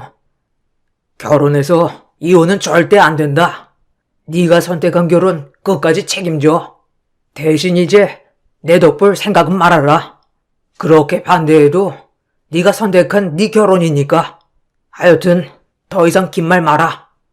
당신도 포기해. 그렇게 말려도 하겠다는데 진생 지가 사는 거지. 시부모님의 반대가 완강했지만 남편 또한 완강했기 때문에 저희는 결혼에 성공할 수 있었습니다.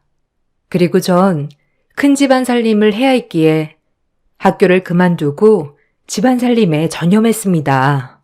그런 저는 시댁의 미운놀이 새끼였죠.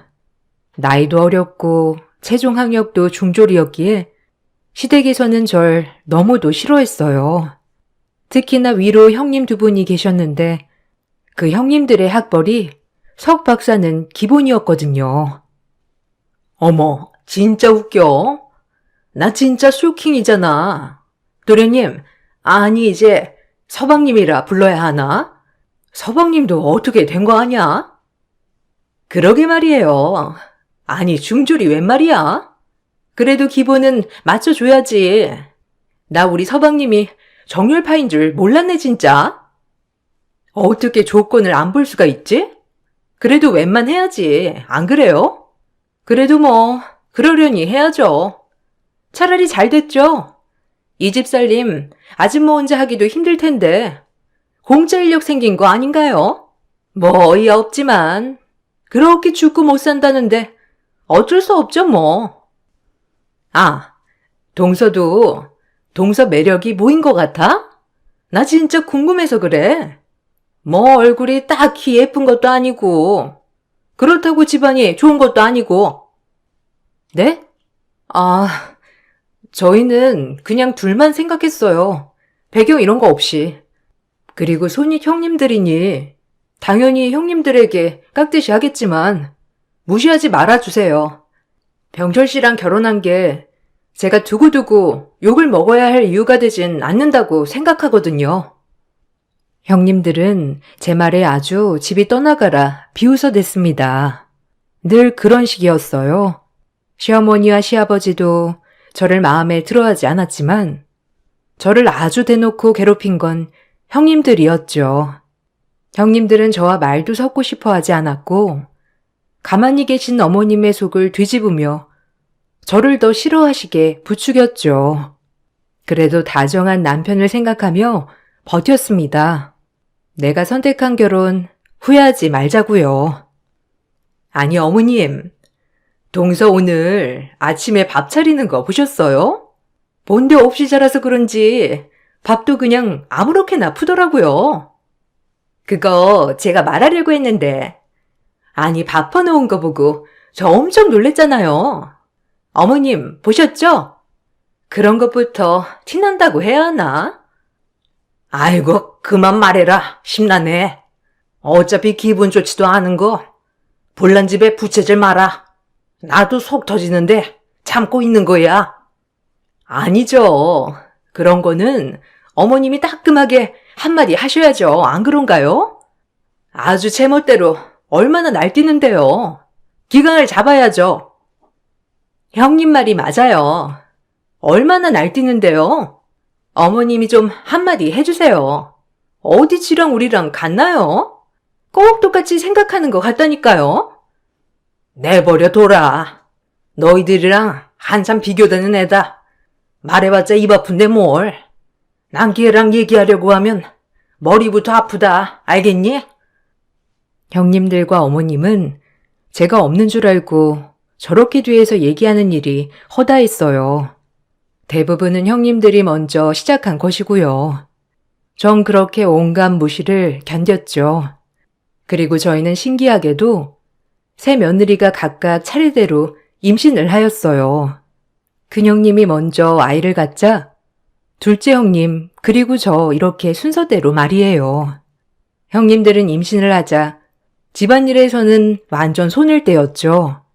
그런 형님들을 어머님은 보고만 있었고요. 온갖 집안일은 다 제 차지가 되었습니다. 서러웠던 일이 한두 가지가 아니었어요. 가뜩이나 하지 않는 집안일이었지만 임신하자마자 딱 손을 떼더라고요. 큰 집안일은 제 몫이었습니다. 저도 배가 하루가 다르게 불러와 배가 많이 무거웠지만 저마저 못하면 남편까지 미움을 받을까 생각하며 열심히 했어요.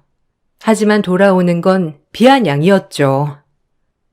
동서는 원래도 험한 일 하던 사람이니까 집안일 혼자 다 맡아서 해도 되지? 우리야 뭐 책만 보고 뭘 하나? 그리고 임신하니까 몸도 나른하니 아무것도 못하겠는 거 있지? 좀 부탁할게. 아니지. 동서는 결혼하고 팔 잡힌 케이스니까 이 정도는 괜찮나? 형님은 무슨 부탁이에요? 동서, 그렇게 하도록 해. 어머님도 암묵적으로 동의하신 일이기도 하고 동서 임신했다고 우리랑 똑같이 아무것도 안 하려 들면 곤란해. 알겠어? 서방님도 동서 때문에 아버님 눈밖에 나신 마당에 집안일이라도 해야지. 안 그래? 형님들 너무하네요. 저 일할 수 있죠. 근데 저한테 이제 예의 좀 지켜주세요. 아무리 손익 형님들이라지만 이건 인격모독에 해당되는 것 같아요. 그러니까 앞으로는 저한테도 예의를 갖춰서 말씀해 주세요. 제발 부탁드릴게요. 저도 힘들어요. 어머, 동서, 말 되게 웃기게 한다. 누가 보면 우리가 동서 쥐잡듯 잡는 줄 알겠어. 어디 무식하게 우릴 그런 여자들 취급해? 그러게요 진짜. 웃겨? 모 눈엔 뭐만 보인다더니 동서 주변에 죄다 피해의식이 있는 사람들 뿐이구나. 작작해. 그리고 공장일 하던 거에 비하면 집안일은 껌이지 안 그래? 그런 식으로 주제 파악 못하면 정말 곤란해. 알겠지? 제가 형님들에게 예의를 갖춰달라고 말이라도 할 때는 형님들은 저를 피해 망상에 심한 여자로 몰아갔죠. 그렇게 전 혹독한 시집살이를 건디며 홀로 아이를 뱃속에 품고 감내해야만 했었죠. 남편 외엔 아무도 저의 편이 없었거든요. 그렇게 입덧티도 못 내고 형님들 시중까지 들어가며 집안일을 했어요. 형님들이 출산을 하고 나서도 모든 일이 저의 일이 되었죠. 형님들은 본인들과 똑 닮은 딸들을 낳았어요. 그리고 곧이어 저도 아이를 낳았습니다. 아버님께서 노래를 부르던 아들이었죠. 어머, 아들이라고? 참나, 말도 안 돼. 그럼 뭐해? 정말 내놓은 자식 아들인데. 신경 쓰지 마, 동서. 설마 아들 하나 낳았다고 변하겠어? 당연하죠. 아버님이 어떤 분인데. 그렇게 반대할 결혼할 서방님 아이인데. 설마 그러시기야 하겠어요? 아우, 짜증나. 왜 하필이면 그 물건한테 아들을? 아우, 속상해 정말. 동서 절대 기어오르지 못하게 단단히 우리가 눌러놔요, 형님. 당연하지. 자기가 어디라고 우리한테 까불어? 절대 안 되지. 아들 낳으면 다야. 우리도 둘째 낳으면 돼. 그럼 지금이랑 다를 거 없어. 형님들은 거실에서 이런 얘기를 하고 있더군요. 너무 어이가 없었죠. 저만 아들을 낳은 것도 형님들에겐 미움의 대상이었어요. 그리고 제가 아들을 낳자 형님들의 괴롭힘은 더 심해졌어요. 아무래도 혹시나 아버님 재산이 많은데 그것이 손자한테로 갈까봐 하는 마음 때문이었죠. 전 아들이 주는 기쁨을 나날이 느끼며 하루하루 살아갔어요. 집안일이 생각보다 많이 고됐지만 아들의 재롱을 보는 날 때문에 힘든 것도 잊어버렸죠. 저는 그렇게 아들과 남편만을 위해 살았어요. 아무래도 시어머니와 시아버지는 소녀인 형님들 딸들보다 저희 아들을 조금 더 예뻐하는 눈치였지만 저 때문에 확 예뻐하진 않았어요. 그것도 아들한테 참 미안했죠. 괜히 엄마 잘못 만나 할아버지 할머니의 사랑도 못 받는 것 같아서 말이에요. 하지만 이 집의 아들 파워는 대단했어요. 그렇게 절 미워하였던 시어머니는 저만 아들을 낳자 눈에 띄게 제 아들만을 싸고 돌았습니다. 아무래도 여자아이들은 시집가면 그만이라는 생각을 가지고 계신 옛날 사람이었으니까요. 제 인생에서 가장 행복했어요. 그래도 사랑받는 아들을 볼 수 있으니 말이에요. 나 윤우랑 마실 좀 다녀올 테니 집 잘 보고 있어라. 그리고 어미, 오늘 닭곰탕 좀 끓여놓고 먹고 싶단다. 어머, 어머님은 윤우만 데리고 가시게요? 우리 아영이랑 아윤이도 있는데 꼭 윤우만 데리고 다니시더라? 내가 또 언제 윤우만 데리고 다녔다고? 아영이랑 아윤이도 그럼 옷 입히거라. 같이 데리고 가지 뭐. 닭곰탕 해놓고. 네, 어머님. 닭곰탕 해놓을게요. 걱정 마세요. 아영이 잘 챙겨주세요. 그래도 어머님 첫 손녀잖아요. 시어머니는 노골적인 편에는 아니었지만 은근히 제 아들만 데리고 다니고 싶어 했죠. 하지만 형님들은 은근 견제했어요. 전 그냥 그러려니 했죠. 그런 행동들에 엮이고 싶지 않았거든요. 그리고 첫째 형님은 서럽다는 듯이 둘째를 가졌어요. 그리고 꿈에 그리던 아들을 낳았죠. 시부모님들은 눈에 띄게 좋아하셨어요. 워낙 아들 사랑이 유난스러웠던 분들이니 큰형님이 아들을 낳았다고 하니 언제 그랬냐는 듯이 시부모님의 사랑은 막내 손자에게로 갔어요. 아무래도 박사까지 간 며느리에게 나온 손자이니 더욱더 고귀했겠죠. 전 그런 아들에게조차 미안한 엄마가 되었어요. 형님은 아들을 낳더니 기세가 더 등등했어요. 그럼 이래야 정상이지. 당연히 누릴 걸 누려야 정상이지, 안 그래, 동서? 이 그림이 맞는 거잖아, 안 그래? 그럼요. 형님 말이 맞고 말고요. 그동안 좀 서러웠어요. 말도 안 되지. 어디 중졸아들이랑 박사아들이랑 같아요? 어머님 아버님도 이제서야 사리분별 확실하시네. 안 그래요? 진짜 그동안엔 어머님 총기가 흐려졌나 했다니까요.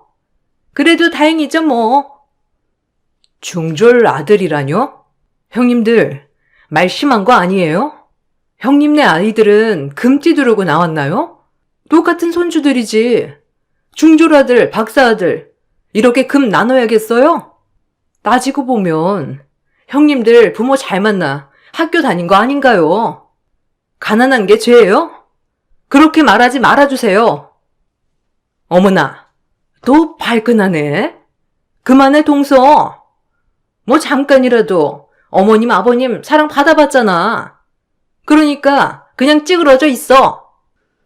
형님들은 손주들도 급이 있다며 같은 손주들끼리 급을 나눴어요. 제가 그런 취급당하는 건 괜찮았지만 저희 아들마저 제가 엄마라는 이유로 그런 취급을 당하니 너무 화가 났어요. 전 이 약 물고 아이를 잘 키워내리라 다짐했습니다.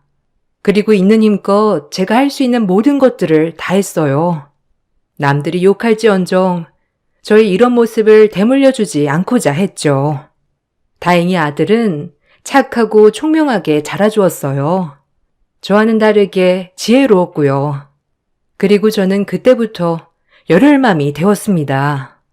정말 다행인 건 열혈맘인 저에게 저의 아들은 총명 그 자체였습니다. 본인이 먼저 자기주도 학습을 하였고 공부에는 이미 탁월했으니까요. 그렇게 밥 안 먹어도 배부른 나날이었죠. 그리고 전 분가를 꿈꿨습니다. 이제라도 저희 세 식구 나가 살며 오손도손 살고 싶었고 형님들과 엮이고 싶지 않았어요. 형님들은 제 아들이 조금이라도 뛰어날까봐 늘 전전긍긍 까내리기 바빴으니까요. 발악을 한다, 동서. 그래봤자 중졸 아들이지, 안 그래? 동서 머리 닮았으면 딱 중학교 때까지 아니야? 그만해. 무슨 말이에요? 제가 중졸이라고 해서 윤우도 중졸이 될 거란 말이에요? 무슨 말을 그렇게 하세요?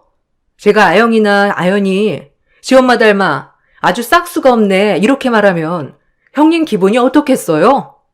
제가 누누이 말했죠? 말 조심하라고요. 말 함부로 하지 마세요. 어머, 지금 동서 나보고 싹수 없다고 한 거야? 말 다 했어? 이게 진짜 미쳤나?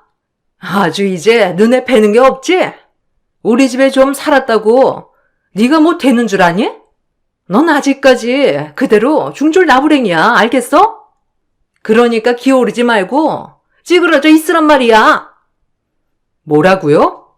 말 다 했어요? 두고 보자고요. 끝에 누가 웃게 되는지 형님인지 저인지 아셨어요? 저 절대 이렇게 가만 못 있으니까. 전 이 말만을 남겼습니다. 그리고 아들의 교육에 집중했어요. 맹모삼천지교라고 이 세상에 태어나서 그렇게 열정을 쏟아본 적이 처음이었죠. 다행이었던 건 아들이 그런 저를 잘 따라와 주었습니다. 만약 아들이 싫어했다면 못했을 테죠. 뭐든 완벽했어요. 공부하기 싫은 방학에도 제 말을 따라 주었죠. 낮에는 학원, 밤에는 자기주도 학습을 철저히 시켰거든요. 그리고 내신에 좋다고 하는 봉사활동은 죄다 섭렵했습니다. 전 그렇게 완전 열혈맘이 되어가고 있었죠. 그렇다고 집안일을 소홀히 한 건 아니었어요. 전 새벽같이 그 큰 집안일을 다 끝내놓고 아침부터 저녁까지 아들 공부 스케줄, 그리고 틈틈이 시어른 밥상 준비, 몸이 정말 두세 개라도 모자랄 지경이었어요. 형님들은 그런 저를 도와주기는커녕 본인들 치장하러 다니기 바빴고요. 일하는 사람, 노는 사람 따로 있는 집안이었습니다. 하지만 모든 사람이 다 당연하게 생각했죠.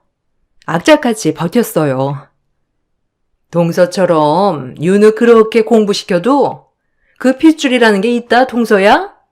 아무리 발버둥 쳐도 그 아우라라는 게 있어요. 어머, 우리 형님 또 명언 나오려고 하신다. 동서, 잘 새겨 들어. 우리 형님이 어디 틀린 말 할 분이셔? 네? 무슨 소리를 하시려고? 혹시 또 저 기분 나쁜 소리면 그냥 안 들을게요. 저 오늘 아버님 전골 드시고 싶다 해서 바빠요. 내가 무슨 소리를 할 줄 알고? 그냥 윤우 작작 공부시키라는 거지. 아무리 날뛰어도 그냥 윤우는 중졸 아들이니까. 형님, 중졸 얘기 좀 그만하세요. 자그마치 16년째예요. 형님 박사 따고 지금 뭐 하세요? 이 집에서 저랑 똑같이 며느리 아닌가요? 며느리라도 다 같은 줄 알아? 난 아버님, 어머님이 자랑스러워하는 며느리고 동서는 있는지 없는지 모르는 며느리고. 형님의 또 중졸 소리 정말 듣기 싫었죠. 자그마치 16년 내내 듣고 있었습니다. 하지만 그 아무도 비난하지 않았죠. 오히려 제가 중졸인 게 가장 큰 잘못이었으니까요. 그래도 아들이 총명한 덕분에 아버님, 어머님은 아들만은 예뻐해 주셨어요. 항상 성적도 1등, 상도 타오고 예의도 바르고 지혜로웠으니까요. 제 아들이라서가 아니라 형님들의 자녀들보다도 총명했습니다. 아니, 윤우가 너 학급에서 1등이야? 참나, 넌 누구 닮아 이리 총명하냐? 어려서 나를 보는 것 같단 말이지. 에이구, 그러게요. 우리 윤우가 어렸을 적 할애비랑 지 아빠 쏙 빼닮았지 뭐예요. 우리 윤우 덕에 웃는다 아주. 아, 윤우가 또 1등 했구나? 아영이는 2등 했던데. 아버님, 아영이랑 윤우랑 간발의 차예요. 다음엔 아영이가 1등 할걸요? 물려받은 지식 어디 가겠어요. 길고 짧은 건 대봐야 알죠. 아, 그리고 우리 아연이도 이번에 반장 선거 나가게 됐다니까요. 아이고, 우리 아연이, 우리 막내 손자. 이 할아비 닮았으면 반장 당연히 되겠지. 안 그러냐? 아주 손자들 덕에 내가 이 나이에 이렇게 기쁘구나. 웃는 날이 없었는데 요즘에 손자들 보는 낙에 산다니까. 아무쪼록 너희 자식 농사 잘 지었다.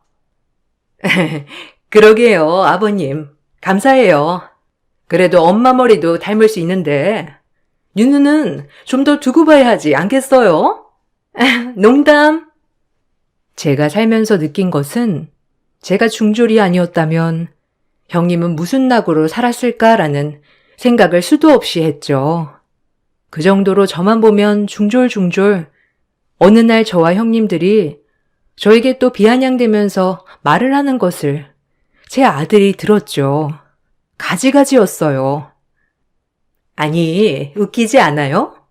아버님도 항상 윤우 얘기하는 거 보면 그래도 아연이가 진짜 손자지. 어디 윤우랑 비교해? 괜히 그러시는 거지. 동서는 아버님 몰라? 아버님이 그 많은 재산 어디 나중에 중졸 아들한테 물려주실까? 그래도 요새 윤우 너무 예뻐하는 거 보면 좀 쎄하지 않아요? 전 이러다가 저들한테도 이 재산 나눠줘야 할까봐 걱정이에요. 동서, 걱정 마. 아버님이 바보가 아닌 이상 며느리로 생각지도 않은 사람한테 재산을 주시겠어? 퍽도 걱정 마셩. 아들은 큰엄마들의 얘기를 들었다고 했어요. 그 말을 듣고 할아버지의 사랑도 의심이 된다고 하였죠. 또 형님들에게 무턱대고 덤비지 않았지만 방에서 막 울더라고요. 그 모습을 보니 마음이 찢어지는 것 같았습니다. 엄마 잘못 만나 괜한 소리 듣고 있는 거 아닌가 해서요. 전 그런 아들이 우는 모습을 지켜보며 아들에게 미안하다고 사과를 했어요. 하지만 아들은 절 위로해 주더군요. 미안해. 엄마 때문에. 엄마가 진짜 가난했거든. 그래서 학교를 못 갔어. 우리 윤우도 이런 엄마가 창피하지? 아니야. 엄마, 내가 미안해. 엄마가 그동안 어떻게 살아왔는지 다 아는데 내가 더 열심히 해서 엄마 소름 갚아줄게. 아니, 우리 아들은 지금 충분히 잘하고 있어. 더 이상 애쓰지 않아도 돼. 그냥 엄마는 윤우가 엄마처럼 어디를 가더라도 무시당하지 않고 살았으면 좋겠어. 그것뿐이야. 미안해, 우리 아들. 엄마가 우리 아들한테는 미안하단 말밖에 할 말이 없어. 이 시간 이후부터 미안해하지 않기. 난 엄마 때문에 너무 행복하고 엄마라는 사람이 내 엄마라서 너무 좋아요. 아들의 한마디가 제 인생 모든 서름을 해결해 주는 것 같았습니다. 그리고 전 더욱더 열심히 했어요. 시부모님의 봉양도 그리고 아들의 뒷바라지도 말이죠. 무엇을 바라고 한 건 아니었고 그저 제가 당연히 해야 할 일이라고 생각했어요. 아들은 원래도 열심히 공부하는 스타일이었지만 그날이 있고서 더욱더 이를 갈고 공부했습니다. 오히려 제가 나서서 말릴 정도였죠. 윤우야, 좀만 천천히 해. 오늘은 잠 좀 자고, 이러다 병 나겠다. 원래 하던 대로 해. 그래도 충분해, 윤우야. 너무 욕심내면 힘들어. 아니요. 두고 보세요, 엄마. 제가 엄마 소름 한 번에 갚아드릴게요. 엄마, 우리 셋이 나가 사는 게 소원이라고 하셨죠? 에이, 그건 그냥 하는 말이지. 아마 네 큰엄마들도 그럴걸. 원래 며느리들은 다 그래. 그런 거 신경 쓰지 마. 아들은 제가 듣기라도 좋게 말해주었죠. 그리고 그로부터 3년 후 아들은 서울대 의대에 합격했습니다. 물론 큰형님 딸은 일반 사립 4년제 대학을 갔죠. 저희 집은 그야말로 경사였어요. 형님들도 입을 다물지 못했고 아들의 의대 합격증을 보는 날 전 정말 까무러칠 뻔했으니까요. 내 평생 모든 서름이 보상되는 순간이었죠. 너무 깊은 눈물이 흘렀습니다. 엄마, 저 드디어 합격했어요. 이제 엄마도 두 발 뻗고 푹 쉬세요. 그리고 엄마 인생 사세요, 이젠. 그동안 저 뒷바라지 해주느라 못하셨던 거 지금이라도 많이 하셨으면 해요. 고마워요. 엄마 아니었으면 저 서울대는 꿈도 못 꿨을 거예요. 고마워, 윤우야. 정말. 엄마가 뭘 했다고 쉬어. 지금부터 진짜 우리 아들 잘 해먹어야지 체력 안 떨어지게.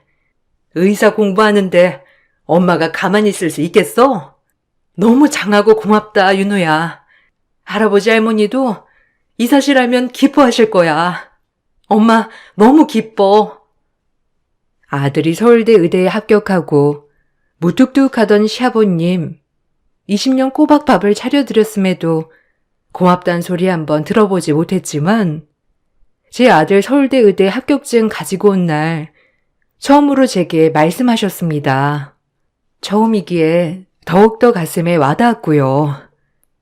아유, 우리 집에 의사가 나온다니? 아유, 고생했다, 윤우야. 내 자랑스러운 손자. 그리고 윤우엄이 그동안 정말 고생 많았다. 아버님의 한마디에 모든 걸 이룬 것 같았어요. 이제 와서 지금까지 저에게 아무 말씀도 안 하셨던 아버님은 처음으로 제게 고맙다고 하셨죠. 형님들은 그런 모습을 보고 정말 표정 관리를 못했고요. 정말 난생 처음 고소하다고 생각했어요. 동서, 축하해. 아들 덕분에 아버님한테 고맙다는 소리도 듣고 아주 행제했네. 원래 같으면 아버님 눈도 못 마주쳤을 텐데. 감사해요, 형님. 아영이도 윤우처럼 좋은 대학 갔으면 좋았을 텐데. 아영이 노력이 조금 부족했다, 그렇죠? 걱정 마세요, 형님. 형님한텐 아연이도 있잖아요. 아연이가 서울대 의대에 들어가 주겠죠 뭐. 그럼 걱정 푹 놓으셔도 되잖아요. 전 그럼 이만. 뭐? 동서, 말 다 했어? 내가 가만히 있을 줄 알아? 우리 아연이 얼마나 대학 잘 가는지 두고 보자고. 내가 너 코 납작하게 할 거야. 형님의 약을 바짝 올려놨습니다. 얼마나 고소하던지. 그리고 그의 구정이 되었어요. 아버님은 한 해 한 해 저희에게 세뱃돈을 주시지만 저는 받아본 적 없는 세뱃돈이었어요. 아버님이 한 말씀 하셨죠. 그 말에 형님들은 박장대소를 했습니다. 아주 크게 말이죠. 저 역시도 그 말을 듣고 심장이 두근거렸어요. 그 이야기는 명절 세뱃돈을 학력 순서대로 준다는 말이었죠. 심장이 벌렁거렸습니다. 이번 명절에 학력 순서대로 세뱃돈을 줄 거다. 아들, 며느리, 손자, 손녀 할 거 없이 전부 다 말이야. 그런 줄 알고 있어. 어머머, 학력 순서요? 그럼 중졸인 동서는 도대체 얼마나 주시려고? 에이, 너무하셨다, 아버님. 동서, 안 그래? 어머, 그러게요. 우리 동서 얼마나 주실지가 제일 기대되는데요? 아버님, 장난 너무 짓궂으시다. 이제 애들도 컸는데. 역시는 역시였어요. 아무리 아들을 좋은 대학 보내놔도 아버님한테는 전 중졸 며느리 그 이상 그 이하도 아니었죠. 형님은 그럴 줄 알았다며 둘째 형님과 박장대소를 하는데 한편으로 자존심이 너무 상했어요. 제 아들도 그 소리를 듣고 있었거든요. 정말 자존심이 상했습니다. 그렇게 자존심이 상한 채 아버님과 어머님에게 차례대로 세배를 올렸어요.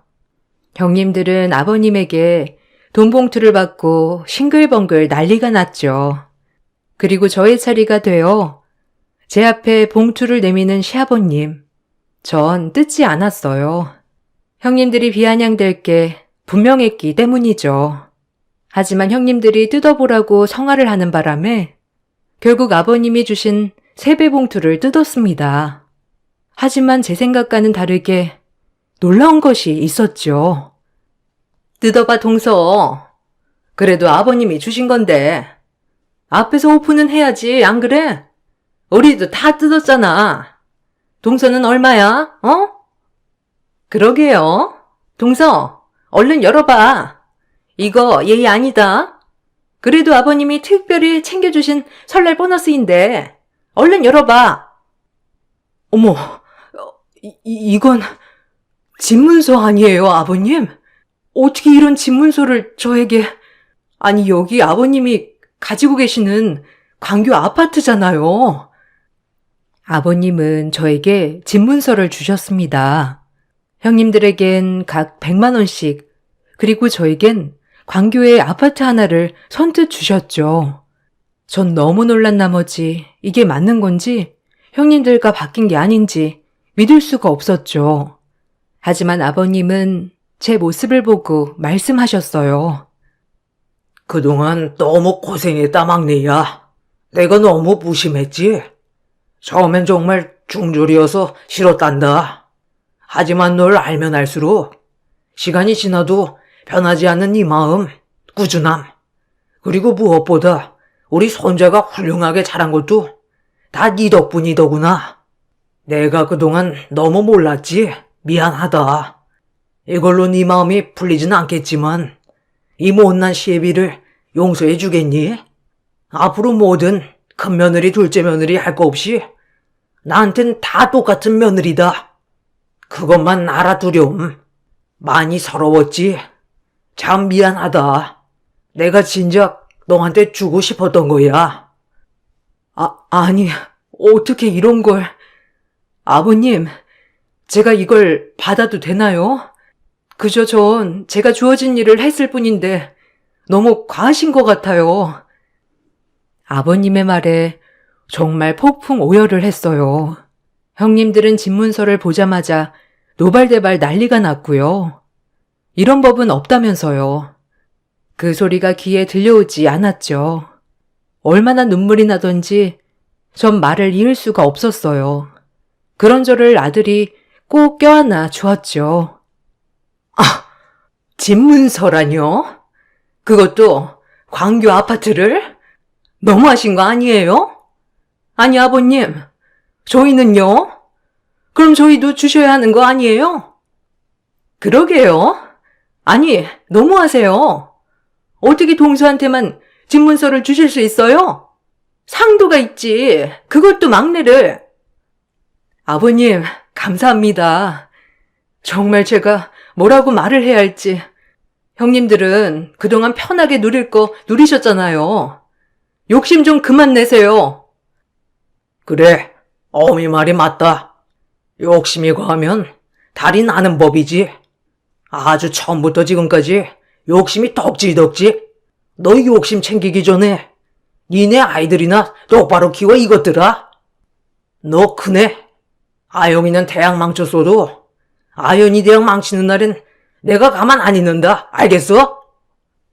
그리고 이제부터 이 집의 중졸 며느리라고 입에 올리는 사람은 내가 요절을 낼 줄 알아. 이 집에서 쫓겨나고 싶지 않으면 그 입 다물어. 아니, 그래도 그렇죠. 아버님, 이건 너무 편파적인 거 아닌가요? 저 아직 아연이 남았는데 그땐 뭘 주시려고 그러는 거예요? 크네. 큰 소리 치는 거냐 지금? 어디 한번 보자. 네가 얼마나 아연이 대학 가는데 노력을 하는지. 너 지금 하는 거 보면 안 봐도 훤해. 시아버지의 고함에 형님들은 조용해졌죠. 그리고 씩씩대고만 있었어요. 전 꿈에도 그리던 분가를 할 수 있었습니다. 그리고 아버님에게 인정도 받았어요. 20년 만에 처음으로요. 그 무엇보다 집보다도 값진 선물이었어요.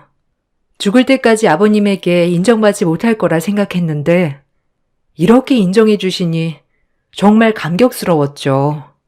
저흰 그렇게 이사를 나왔습니다. 지금도 간간히 아버님께 전화가 오곤 해요. 제가 해준 전골이 그렇게도 드시고 싶다고. 결혼 20년 만에 며느리와 시아버지의 관계가 되었습니다.